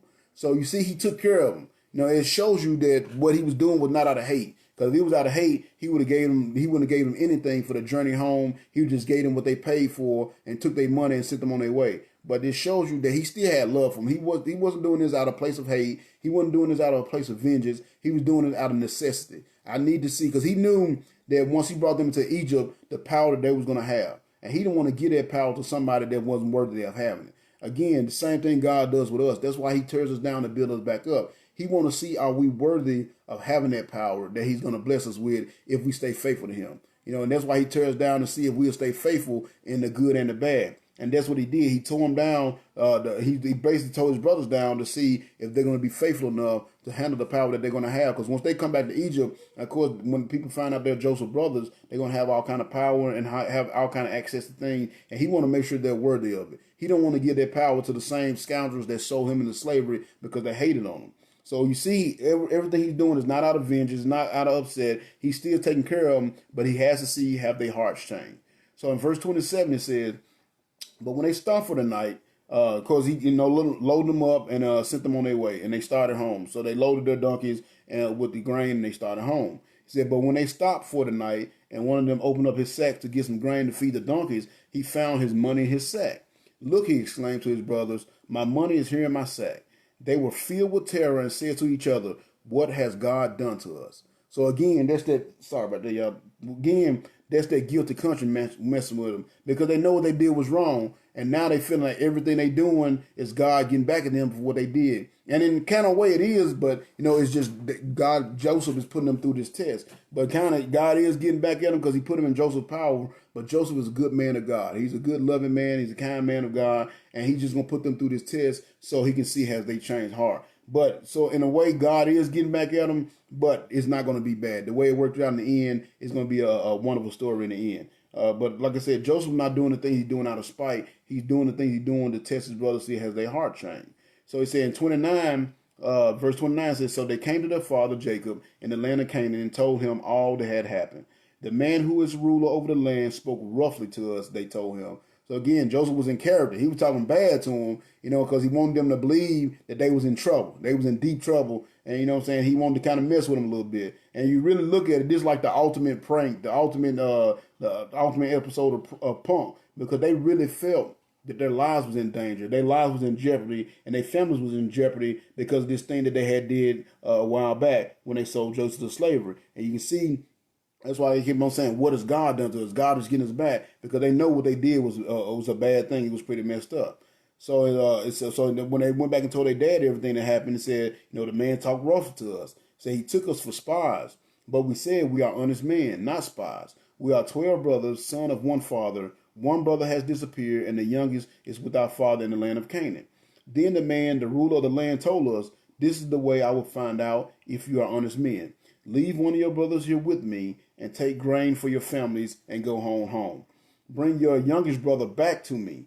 Then I will know that you are honest men and not spies. If you prove to be what you say, then I will give you back your brother, and you may come as often as you like to buy grain. So again, he wanted to bring the younger brother back because he wanted to see how they treated him. He wanted to see were they still jealous, were they still haters, or had they really changed their heart and became decent, honest men. That's why he wanted them to bring the other brother back, because he wanted to see how they treated the other brother, how were they around him. Because you remember with Joseph, they could never say anything kind to him. They couldn't treat him good at all. They hated him. They hated everything he did. They hated everything he stood for, and therefore they treated him harshly. So he wanted to see, are they going to do the same with their other brother Benjamin? Because he can obviously tell that the dad had now favored Benjamin since Joseph was gone. So then in verse 35 it says, so as they emptied out their sacks, there at the top of each one was the bag of money paid for the grain. Terror gripped them as it did their father. So, they spooked. They don't know what's going on.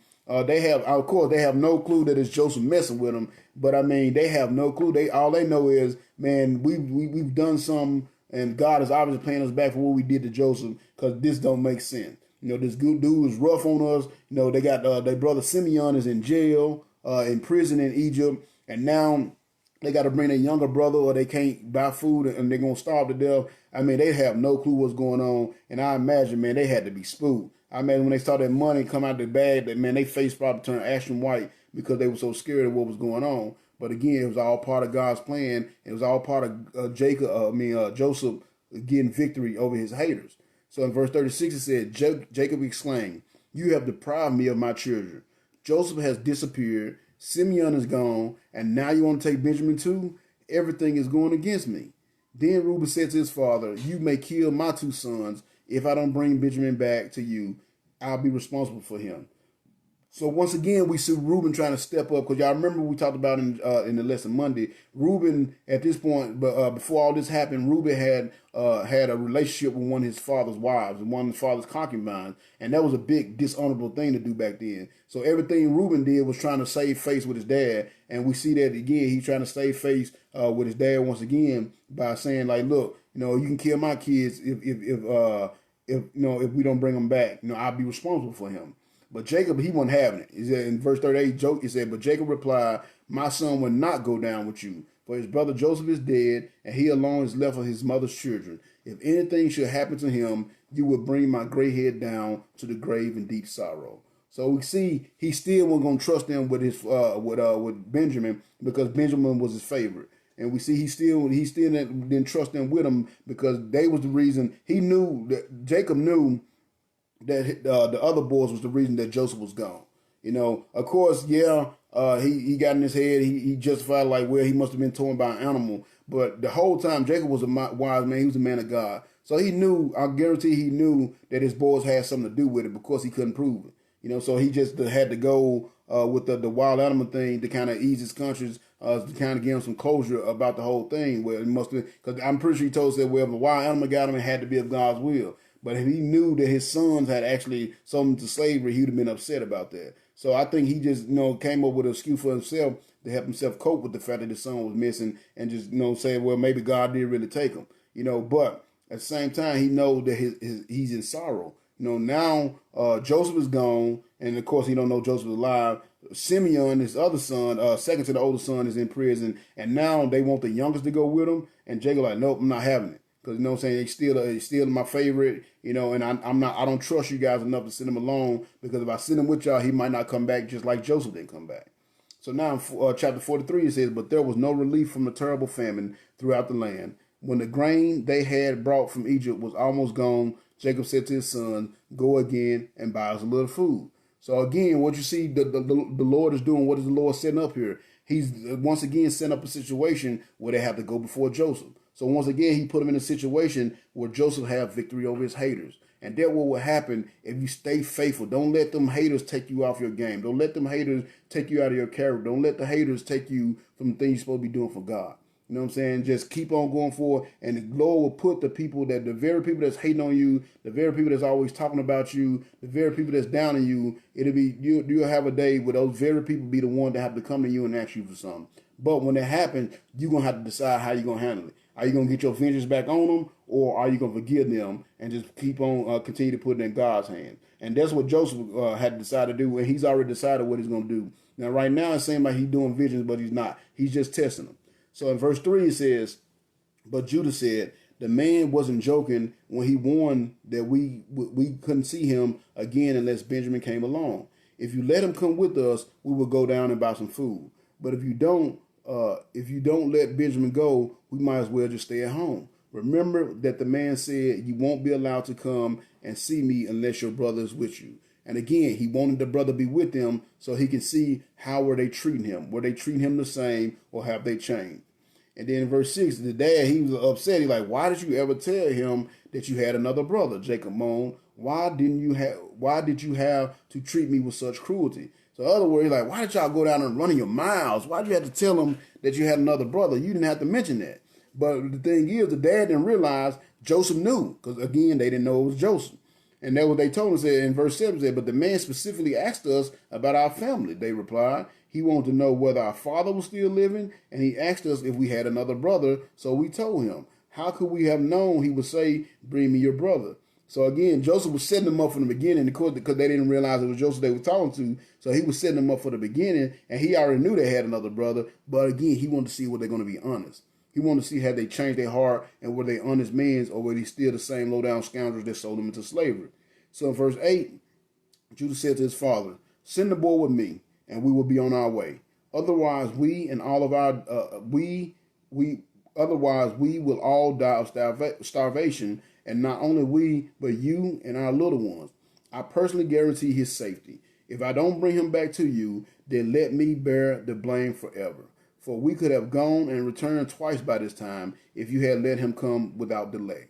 So we see he's stepping up a little bit. He's like, all right, he's like, look, Dad, just put him in my hands, and I promise you I'll bring him back to you. He said, I promise if you put him in my hands, I will bring him back to you, and if not, I'll bear the blame forever. So we see Judah stepping up a little bit, and maybe there is a change of heart. Maybe they have changed, and we're going to see if Judah going to hold up to his promise. And we're going to get to see that before this lesson is over today. Is he going to hold up in his promise? Did he really have a change of heart? Because you remember, again, Judah was one of the ones, like, when they first sold him into slavery, he was one of the ones that came up with the idea, like, hey, let's kill him. And then he was one of the ones that came up with the idea, like, well, let's just sell him to slavery. So now we see that he's had a change of heart. And he told his father, send him with me, and I will be responsible for him. And I promise I'll bring him back. And if not, then I bear the blame forever. So then in verse 11, it says, so their father Jacob finally said to them, if it can be avoided, then at least do this. Fill your bags with the best products of the land. Take them to the man as gifts: balm, honey, spices, myrrh, pistachio nuts, and almonds. Take double the money that you found in your sacks, as it was probably someone's mistake. Then take your brother and go on back to the man. May God Almighty have mercy as you go before that man, that he might release Simeon and return Benjamin. And if I must bear the anguish of their death, then so be it. So what did Jacob do? It was out of his control. He finally realized that because the famine was going to be for another 7 years, so they didn't have anything. So they knew either way it go, they were going to have to go back. But they also knew that they couldn't go back without taking a younger brother. So what did he do? He put it in God's hands. And that's what we got to learn how to do with the big problem that we face in life. We going through things in life. We got to learn how to put it in God's hands instead of trying to always do it ourselves. And that's what he said. He said, may God Almighty have you mercy. Now, it's interesting that he used the word mercy there, because a lot of people, we talk about God's mercy a lot. We bring up God's mercy and we talk about God's mercy, but we don't realize what mercy really is.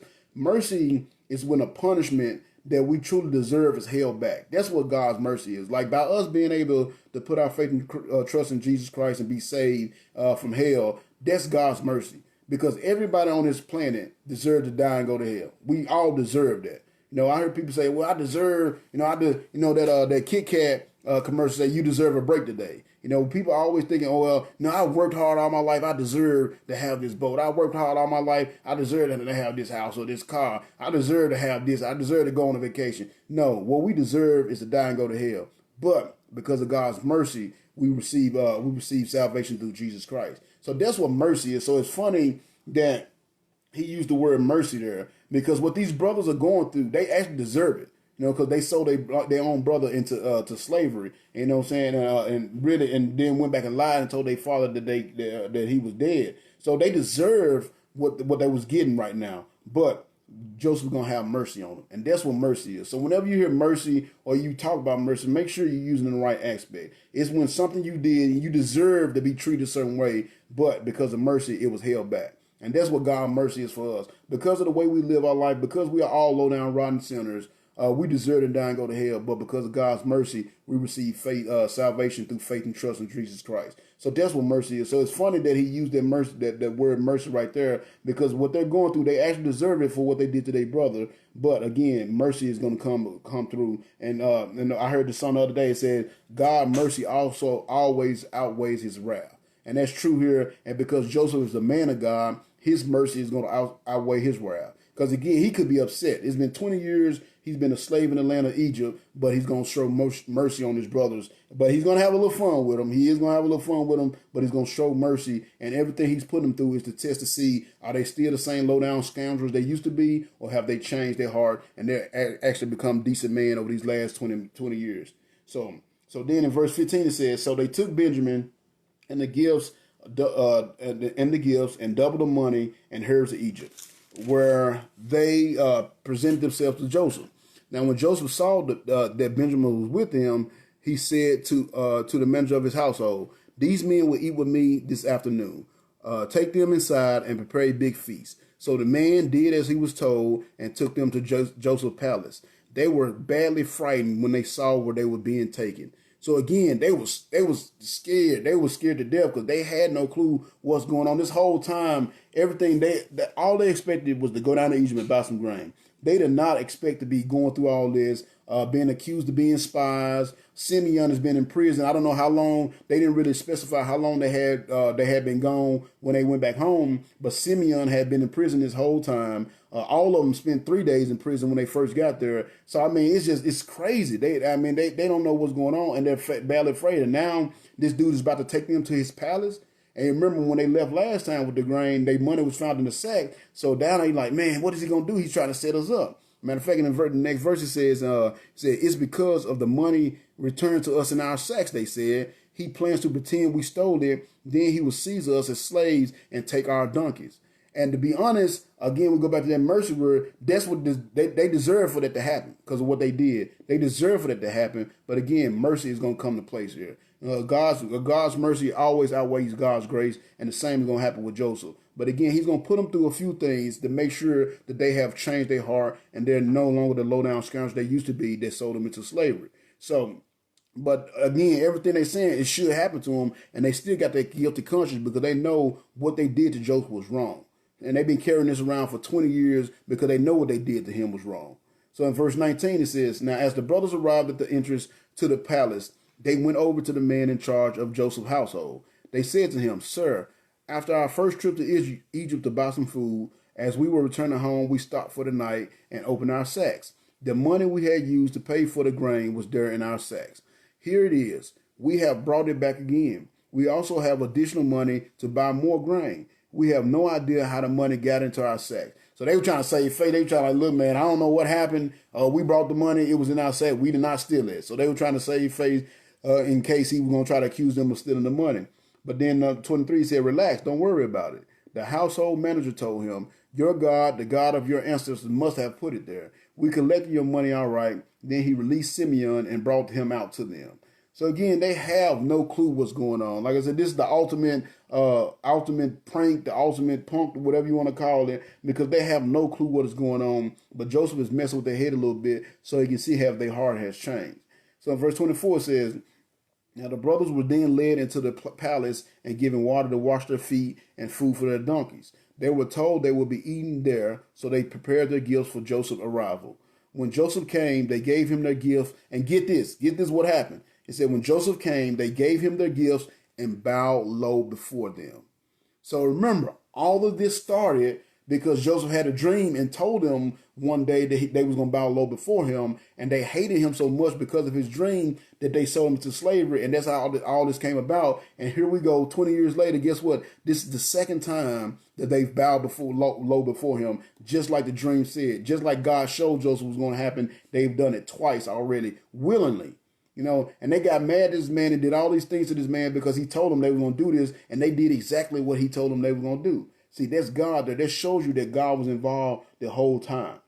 So then it says in verse 27, he asked them how they had been getting along, and he said, how is your father, the old man you spoke about? Is he still alive?"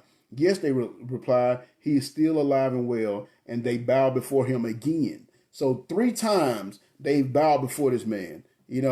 Just like God told him it was going to happen. God promised. When God make you a promise, you got to understand. So when God makes a promise, it always going to come true. You don't know how long it's going to take. You don't know how much time it's going to take. You don't know what you're going to have to go through before that promise come true. But that's why you got to stay faithful. You see, Joseph stayed faithful. At this point, it's been somewhere between 17 and 20 years since his brother sold him into slavery. It's been 17 to 20 years since he had that dream. And look here. Between 17 and 20 years later, his brother has bowed to him 3 times, just like God promised it was going to happen in his dream. So you got to understand, that's why it's so important to stay faithful. You might not always see what God is doing in your life. You might not always understand why the things that are happening to you are happening to you. You might not always understand. You might not always understand why you was perfectly happy in Murfreesboro and God brings you to Waverly, Tennessee in the middle of nowhere. You might not always understand it, but you got to understand that God is in control and he got some greater plan for you. Just stay faithful to him and his promises, and you will see how it plays out in the end. And this is what happened here in this situation. The brothers hated on him because he told them one day they was going to bow down to him, sold him into slavery. And now we have 3 different times where they've bowed down to him, and they've even called him Lord at one point. So you got to understand, that's why it's so important not to hate on people. Somebody share their dreams with you. Somebody try to tell you their aspiration. Encourage them, lift them up. Don't turn them down, because you can be a part of that. His brothers could have been a part of all the success he's had, but because of what they did, they hadn't been a part of that. Now they're gonna get the little piece at the end there once Joseph finally revealed himself and all that. But it didn't have to be this way. It could have been. There's another way they could have went about doing the things that they did, but their hate. And that's why I say you don't, as a Christian, do not get caught up in hate. Do not get caught up in vengeance and trying to get even with people, because it'll make you do things that you're not supposed to be doing. It'll make you do stupid things. And that's what his brothers did, and that's why they had the situation happen to them that happened to them. So then it says, yes, they reply, he is alive and well, and they bow down before him again. So that's the 3rd time. Now then in verse 29 it says, now looking at his brother Benjamin, Joseph asked, "Is this your youngest brother, the one who you told me about? And may God be gracious to you, my son." So he put his hand on Benjamin and said, "May God be gracious to you." So now what you see, what is Joseph doing? He's setting him up again. That's what he's doing. So now he's finna start showing his favoritism toward Benjamin to see how his brother's going to react toward it.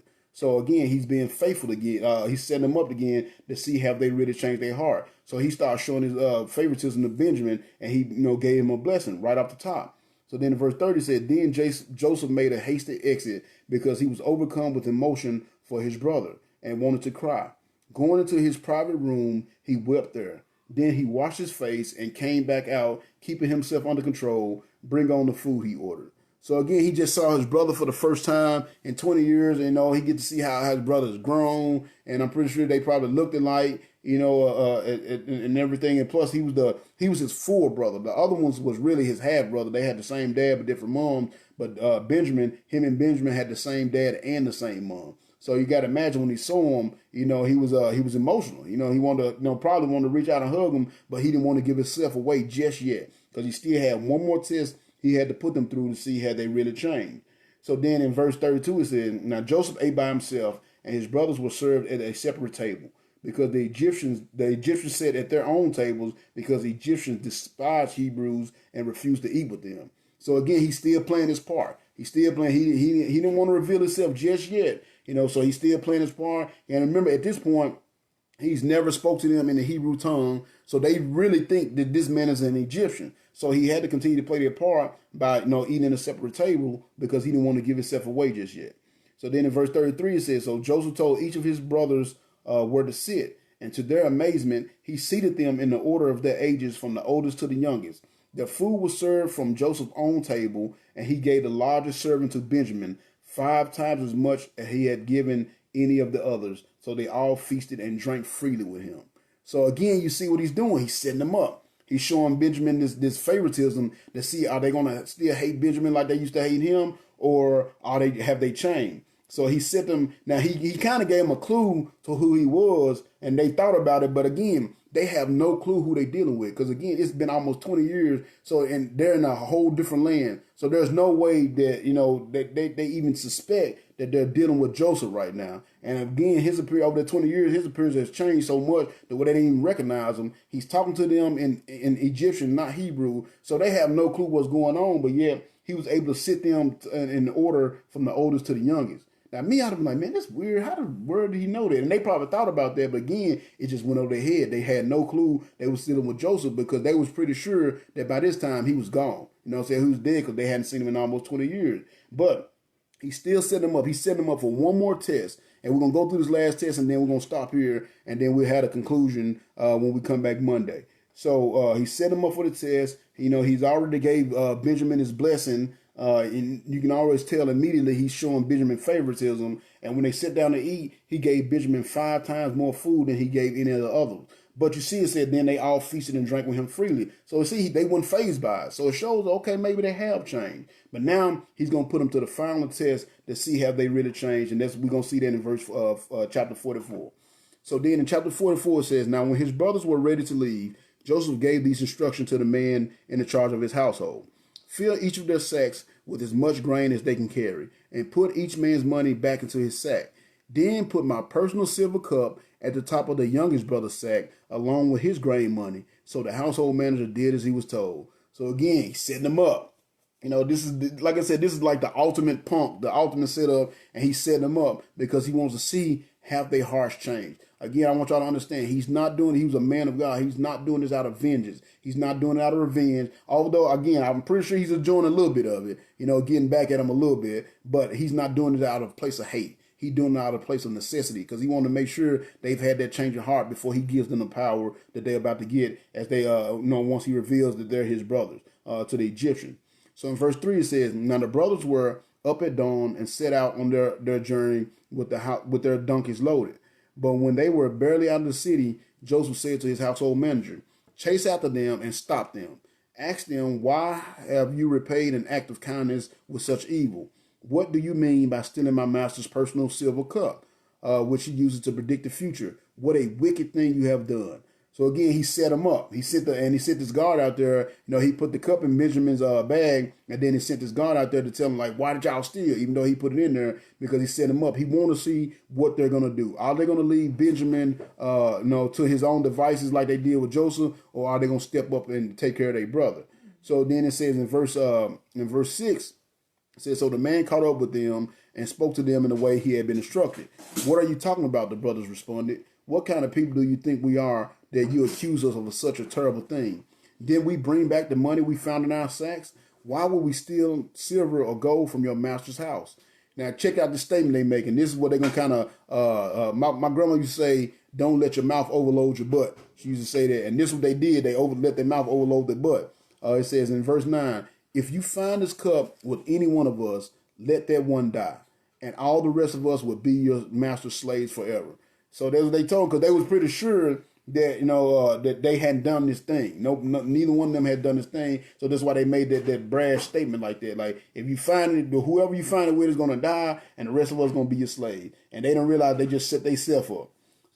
So in verse 10, it says the guy said that was questioning him. He said, "Fair enough," the man replied, "except that only the one who stole the cup will be the slave, and the rest of you may go free."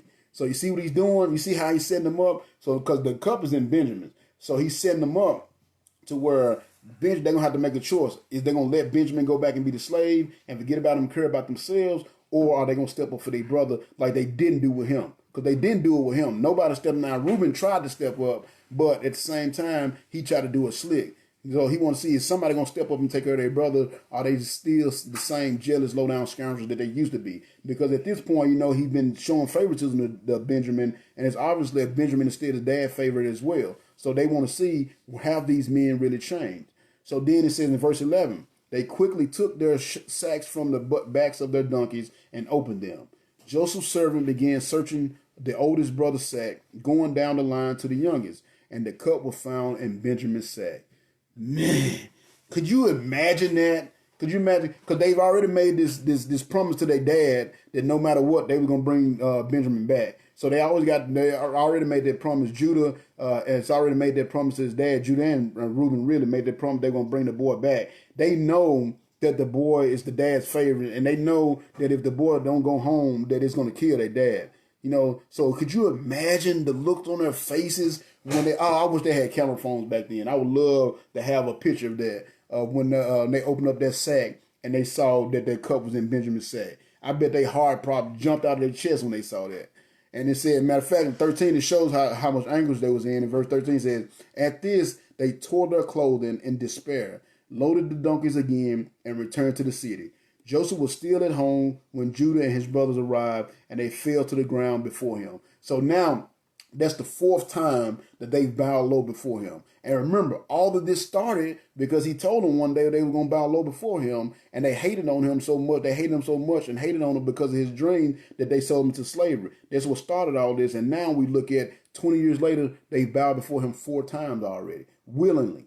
Not realizing they doing it, but they did it. They bowed low before him. So all this could have been avoided if they just encouraged their brother's dreams instead of hating on his brother for his dream. And that's why I encourage all of you as Christians, don't hate on anybody because their dreams are bigger than yours or their life is more successful than yours. Encourage them because that's how you get your blessings and you stay out of situations like this.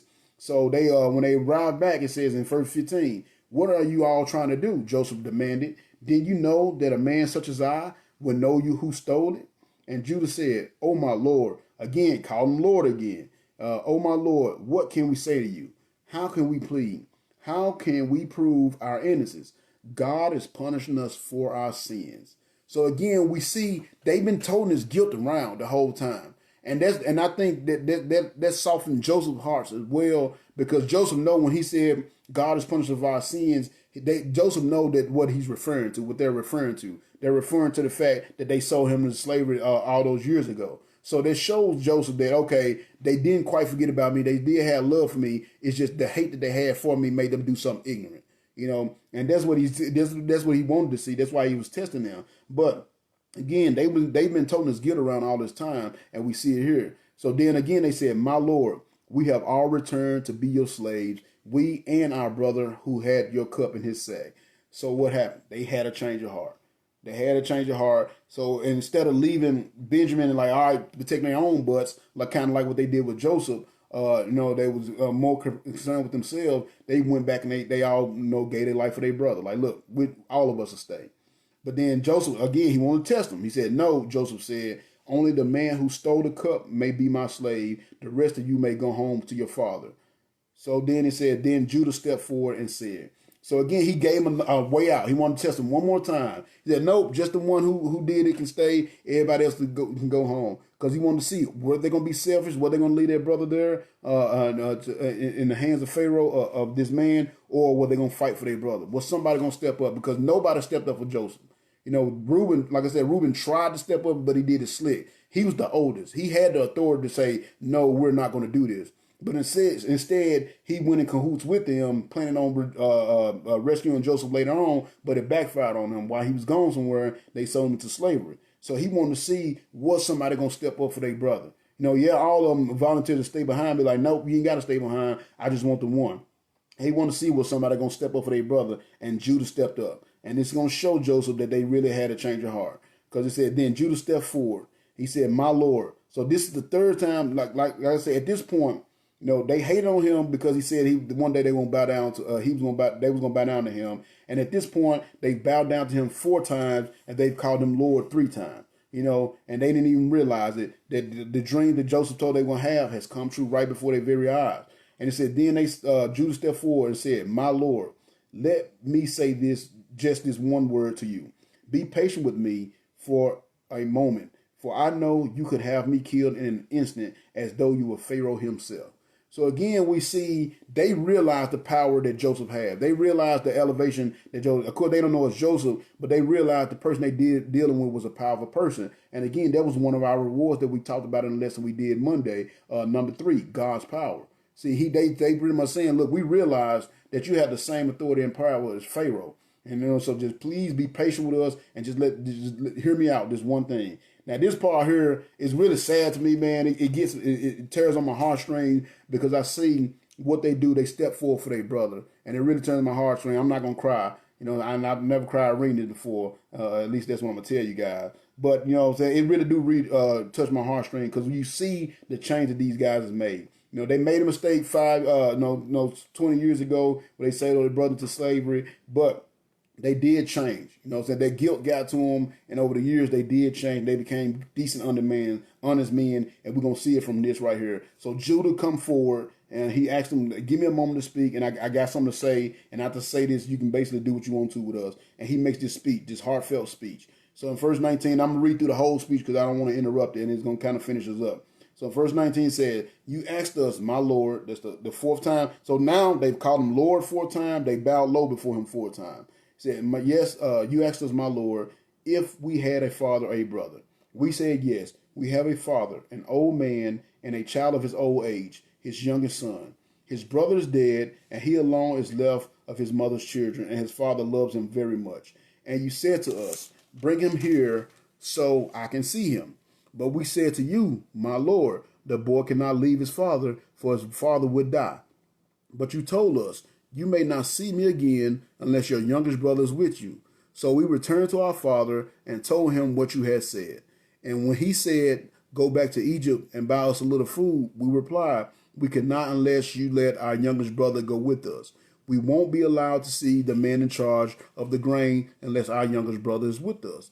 Then my father said to us, you know that my wife had 2 sons, and that one of them went away and never returned, doubtless torn to pieces by some wild animal. I have never seen him since. If you take away his brother from me too, and any harm comes to him, you would bring my gray head down to the grave in deep sorrow. And now, my Lord, I cannot go back to my father without the boy. Our father's life is bound up in the boy's life. When he sees that the boy is not with us, for our father would die. We will be responsible for bringing his gray head down to the grave in sorrow. My Lord, I made a pledge to my father that I would take care of the boy. I told him, if I don't bring him back to you, I will bear the blame forever. So please, my Lord, let me stay here as a slave instead of the boy, and let the boy return to home with his brothers. Wow. Now that's a big change.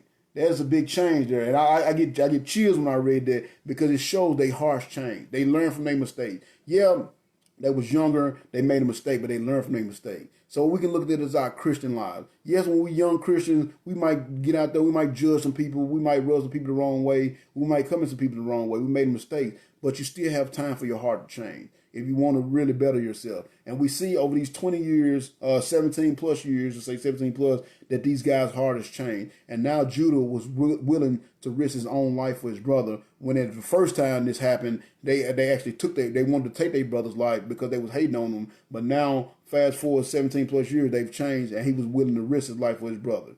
So he told him, look, I made my dad a pledge, and I know that if he don't come back home, my dad's going to die, so take my life instead. So they had made that change. They gave Joseph what he was looking for. The reason why he was putting him through this, to see had they changed, and and because of this speech that Judah had did, because Judah came out and said what he said, it showed Joseph that he had changed. So in verse 34 it says, for how can, he explaining, that he told him, he said, if I don't bring him back to you, I will bear the blame forever. Please, my Lord, let me stay here as a slave instead of the boy, and let the boy return home to his brothers. For how can I return to my father if the boy is not with me? I could not bear to see what this would do to him. Because they remember what happened when they went back with Joseph. When they went back and told their brother, their dad, that Joseph had died. See, they thought it was going to be a simple thing. They were going to give him a coat of many colors, and he was just going to get over it. But he never did get over it. It took him a while. Matter of fact, he's still hurting from it now. I mean, he's already mentioned it twice when we saw them talking to Jacob. That's why he didn't want to let Benjamin go, because of what had happened to Joseph. So he never really got over that. And they knew the grief that they had caused their father when they did that the first time. So it shows you they learned from their mistakes, and he determined he wasn't going to do it again. So he's like, I'd rather sacrifice my life than to see bring that hurt upon my father again. So again, they had made a change. They wasn't the same low-down rascals they used to be that sold their brother into slavery initially, and they had really made a change to where they was willing to dedicate their lives and give up their lives to protect their younger brother. So that's where we're going to stop today. That was 4 chapters, and we're going to stop there today because I want y'all to come back Monday for the exciting conclusion of the story of A Hater's Gonna Hate. And as we look at the exciting conclusion of how this all conclude. And it's really heartwarming. It's messed up what happened, but it's heartwarming and it's touching, but it shows you the importance of staying faithful to God no matter what. So again, I repeat to you guys, a hater's gonna hate. A haters is gonna hate, but don't let that stop you from doing God's work, because that's how you get the blessing. Because if you look at hating on Joseph, made him an outcast. His brothers hating on him made him an outcast among his brothers. They hated him. They couldn't stand him because he was always successful. He was always where he was supposed to be. He was always doing what he was supposed to be doing. He was his dad's favorite. Hating on him made him an outcast. Them hating on him made him a slave. Them hating on him made him a prisoner. But his faith in God made him a king and it gave him victory over his haters. So that's why it's so important to make sure that no matter what's going on, no matter when people hating on you or not, that you stay faithful to the Lord and you put it in the Lord's hand, and the Lord will give you victory over everything. He'll give us victory over this COVID-19. He'll give us victory over our haters. He'll give us victory over other Christians hating on us. He'll give us victory over our brothers hating on us. He'll give us victory over everything if we just remain faithful and keep our faith and trust in him and put it in his hands. Because just like David said when he got ready to go fight Goliath, the battle is the Lord's.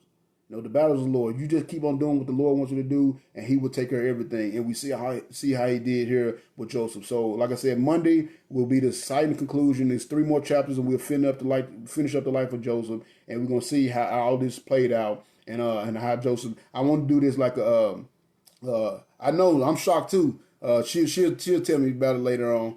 But I want to stop right here. Like, you know how they do the movies, when they get right to the good part, they cut it off to make sure you come back. So that's why I want to cut it off right here and make sure you guys come back Monday. But I thank you guys for coming out today, and I hope you see the importance of staying faithful. We had 5 rewards last week of staying faithful. We saw God's grace was number 1. We saw God's favor with number 2. We saw God's power, number 3. We saw success in all your endeavors, number 4. And we saw God's wisdom, number 5. And today we saw freedom from the bondage of hate. We saw elevation. We saw how Joseph was elevated in his position because he stayed faithful to God. We saw that Joseph was given a humble heart. And we also saw that Joseph finally received victory over his haters.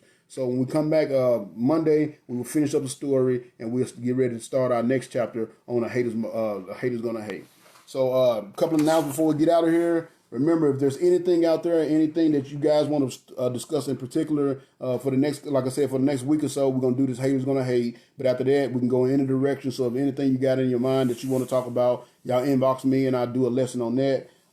Make sure you continue to share the videos. I thank you all that have been sharing so far. It's been a blessing. The ministry has really been growing. I've had new people come in just about every week. So that's been a blessing. I thank the Lord for using me to do this. So make sure y'all continue to share those videos and tag people in them. Anybody that you think can benefit from these messages, I want y'all to do that. Also, y'all know my church burned down. My church building burned down a few weeks ago. We're still trying to rebuild there. We got the next couple of weeks to make a decision on which direction we're going to go. So if anybody is interested in donating that, then make sure you hit me up and inbox me, and I'll send you the information on how you can get that done. And last but not least, if there's anybody out there watching this video or anybody that's not sure about their salvation, if you're watching this video and you don't know 100% that if you die, you will go to heaven, please, please, please, please reach out to me. I pray that God will give you the courage to reach out to me so I can go over the gospel with you, so you can get that reassurance that when you leave this place and go through that door called death, that you will have a place in heaven right beside our Lord Jesus Christ. So if you know if it's you or if you know somebody that may not be saved, please recommend that they reach out to me or just find a preacher somewhere that can give them the gospel, because that's the most important decision that you ever make. So I thank y'all for coming out today. I'm going to pray and then we're going to end this. Dear Lord of Heavenly Father, thank you so much for watching over us. Thank you so much for your word that you've given us to guide our steps and our hearts and our minds, Lord. And I thank you so much for this life of Joseph. I thank you for his faithfulness. He reminds me a lot. This story kind of coincides a lot with Daniel. It's different circumstances, but we saw that Daniel was in a bad situation and he stayed faithful, and you blessed him because of it. And Joseph was in a bad situation, and he was put there because of the people hating around him. His very own brothers around him was hating on him, Lord, but he stayed faithful, and look how you blessed him, and you put him in a position to have victory over his haters. And of course, he didn't do it vengefully. He didn't do it out of revenge or spite, but he wanted to make sure that his brothers' hearts had changed, and so that they deserved the mercy that he was going to give, because that's what he's going to give, mercy. They deserved everything they went through. If you look at it from a fleshly standpoint, they deserve what they went through, and they deserve worse, Lord. But that's what mercy is. It's mercy is when you withhold something that we deserve, and you do the same with us, Lord. We all deserve to die and go to hell, but because of your mercy, we are able to receive your salvation through faith and trust in Jesus Christ. So I pray you just continue to watch over us, Lord. Continue to help us grow in our relationship with you. I thank you for this ministry, and I pray that you help it continue to grow. Continue to use me to guide people in the right direction and to help them build a relationship with you. And continue to help me learn as well. Just as I'm teaching them, I'm teaching myself, Lord.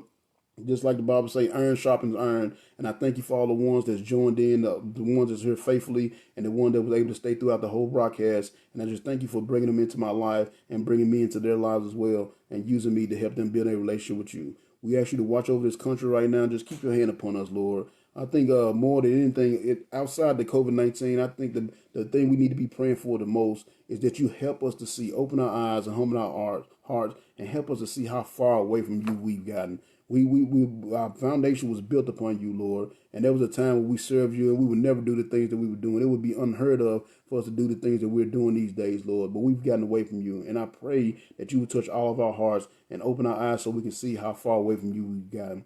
I pray you just continue to watch over us, bless us, and guide us. Be with all our leaders, our political leaders, our judges, our presidents, anyone that's in authority over us, Lord, as they get ready to make these decisions on which direction this country need to go in. We have to make some decisions next week, or whether they open the country back up or not. And we know it's rough. So we pray that they have your wisdom. We saw how Joseph benefited from having your wisdom, and he made the decision that he needed to make so he was able to save the country from what they were going through. And we pray that you would do the same thing with our country, Lord. Touch the heart of our leaders, give them your wisdom, and guide them in the right direction so they'll know which direction they need to go to get this country back to building the foundation that was built upon, and that is your word, Lord. I pray you be with all your servants all over the world. Keep them safe. Give them your power, love, and wisdom over any problem that may arise that may keep them from doing your work. And I pray you give them the protection and the resources they need to continue your work.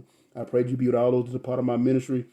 Continue to help them grow, and continue to use me to help them grow, and continue to help me grow in faith as well, Lord. Continue to send your spirit down upon us all to guide our hearts in the right direction so we may do the things that we need to do according to your will and grace. I pray you be with all those that's in the military, Lord. Continue to keep your hand upon them, keep them safe and protected while they're away, Lord, and help them see that no matter how far away from home they are, they're never too far away from you, and that you still have your hand of protection upon them. Keep them safe and their family safe so they can gather together, be together once again. And also, Lord, something that touched my heart this week, I pray for those out there that's been misused and abused. I did my testimony a few weeks ago, Lord, and somehow found out since I revealed my abuse, that this abuse goes on so much that we don't even realize, Lord. There's so many people in this world, in this country, that have been abused, Lord, and I pray that you will be with them and just continue to quicken their spirit and be with them so they can get out of that situation. And I pray when they do get out of that situation, they do not harbor any ill feelings towards you because of what they went through. And I pray that you would change the heart of the abusers so they not want to do this evil thing. And last but not least, Lord, I pray that if there's anyone within the sound of my voice that's watching this video, even currently or later on, that don't know you as Savior, please humble their heart and open their eyes so they can see the importance of making a decision. Give them the courage they need to reach out to me, Lord, so I can share your gospel with them and help them know how they can know for sure 100% that they're going to heaven when they pass through that door called death. Continue to watch over us, continue to bless us and guide us, and continue to use my family and my church and my ministry, Lord, to continue to build your kingdom, actively build your kingdom, and honor and praise and glorify your holy name. We love you and thank you for all you've done and given, and we say this prayer in your wonderful Son, Jesus' name. Amen. So, Lord, thank you guys for joining us today. Thank you for everybody that hung in there. And as always, I love you. Appreciate y'all for coming out. And remember, take care of yourselves out there. Be safe. And always watch your back and pray. I love y'all. Hopefully I'll see y'all Monday at 5 o'clock. God bless.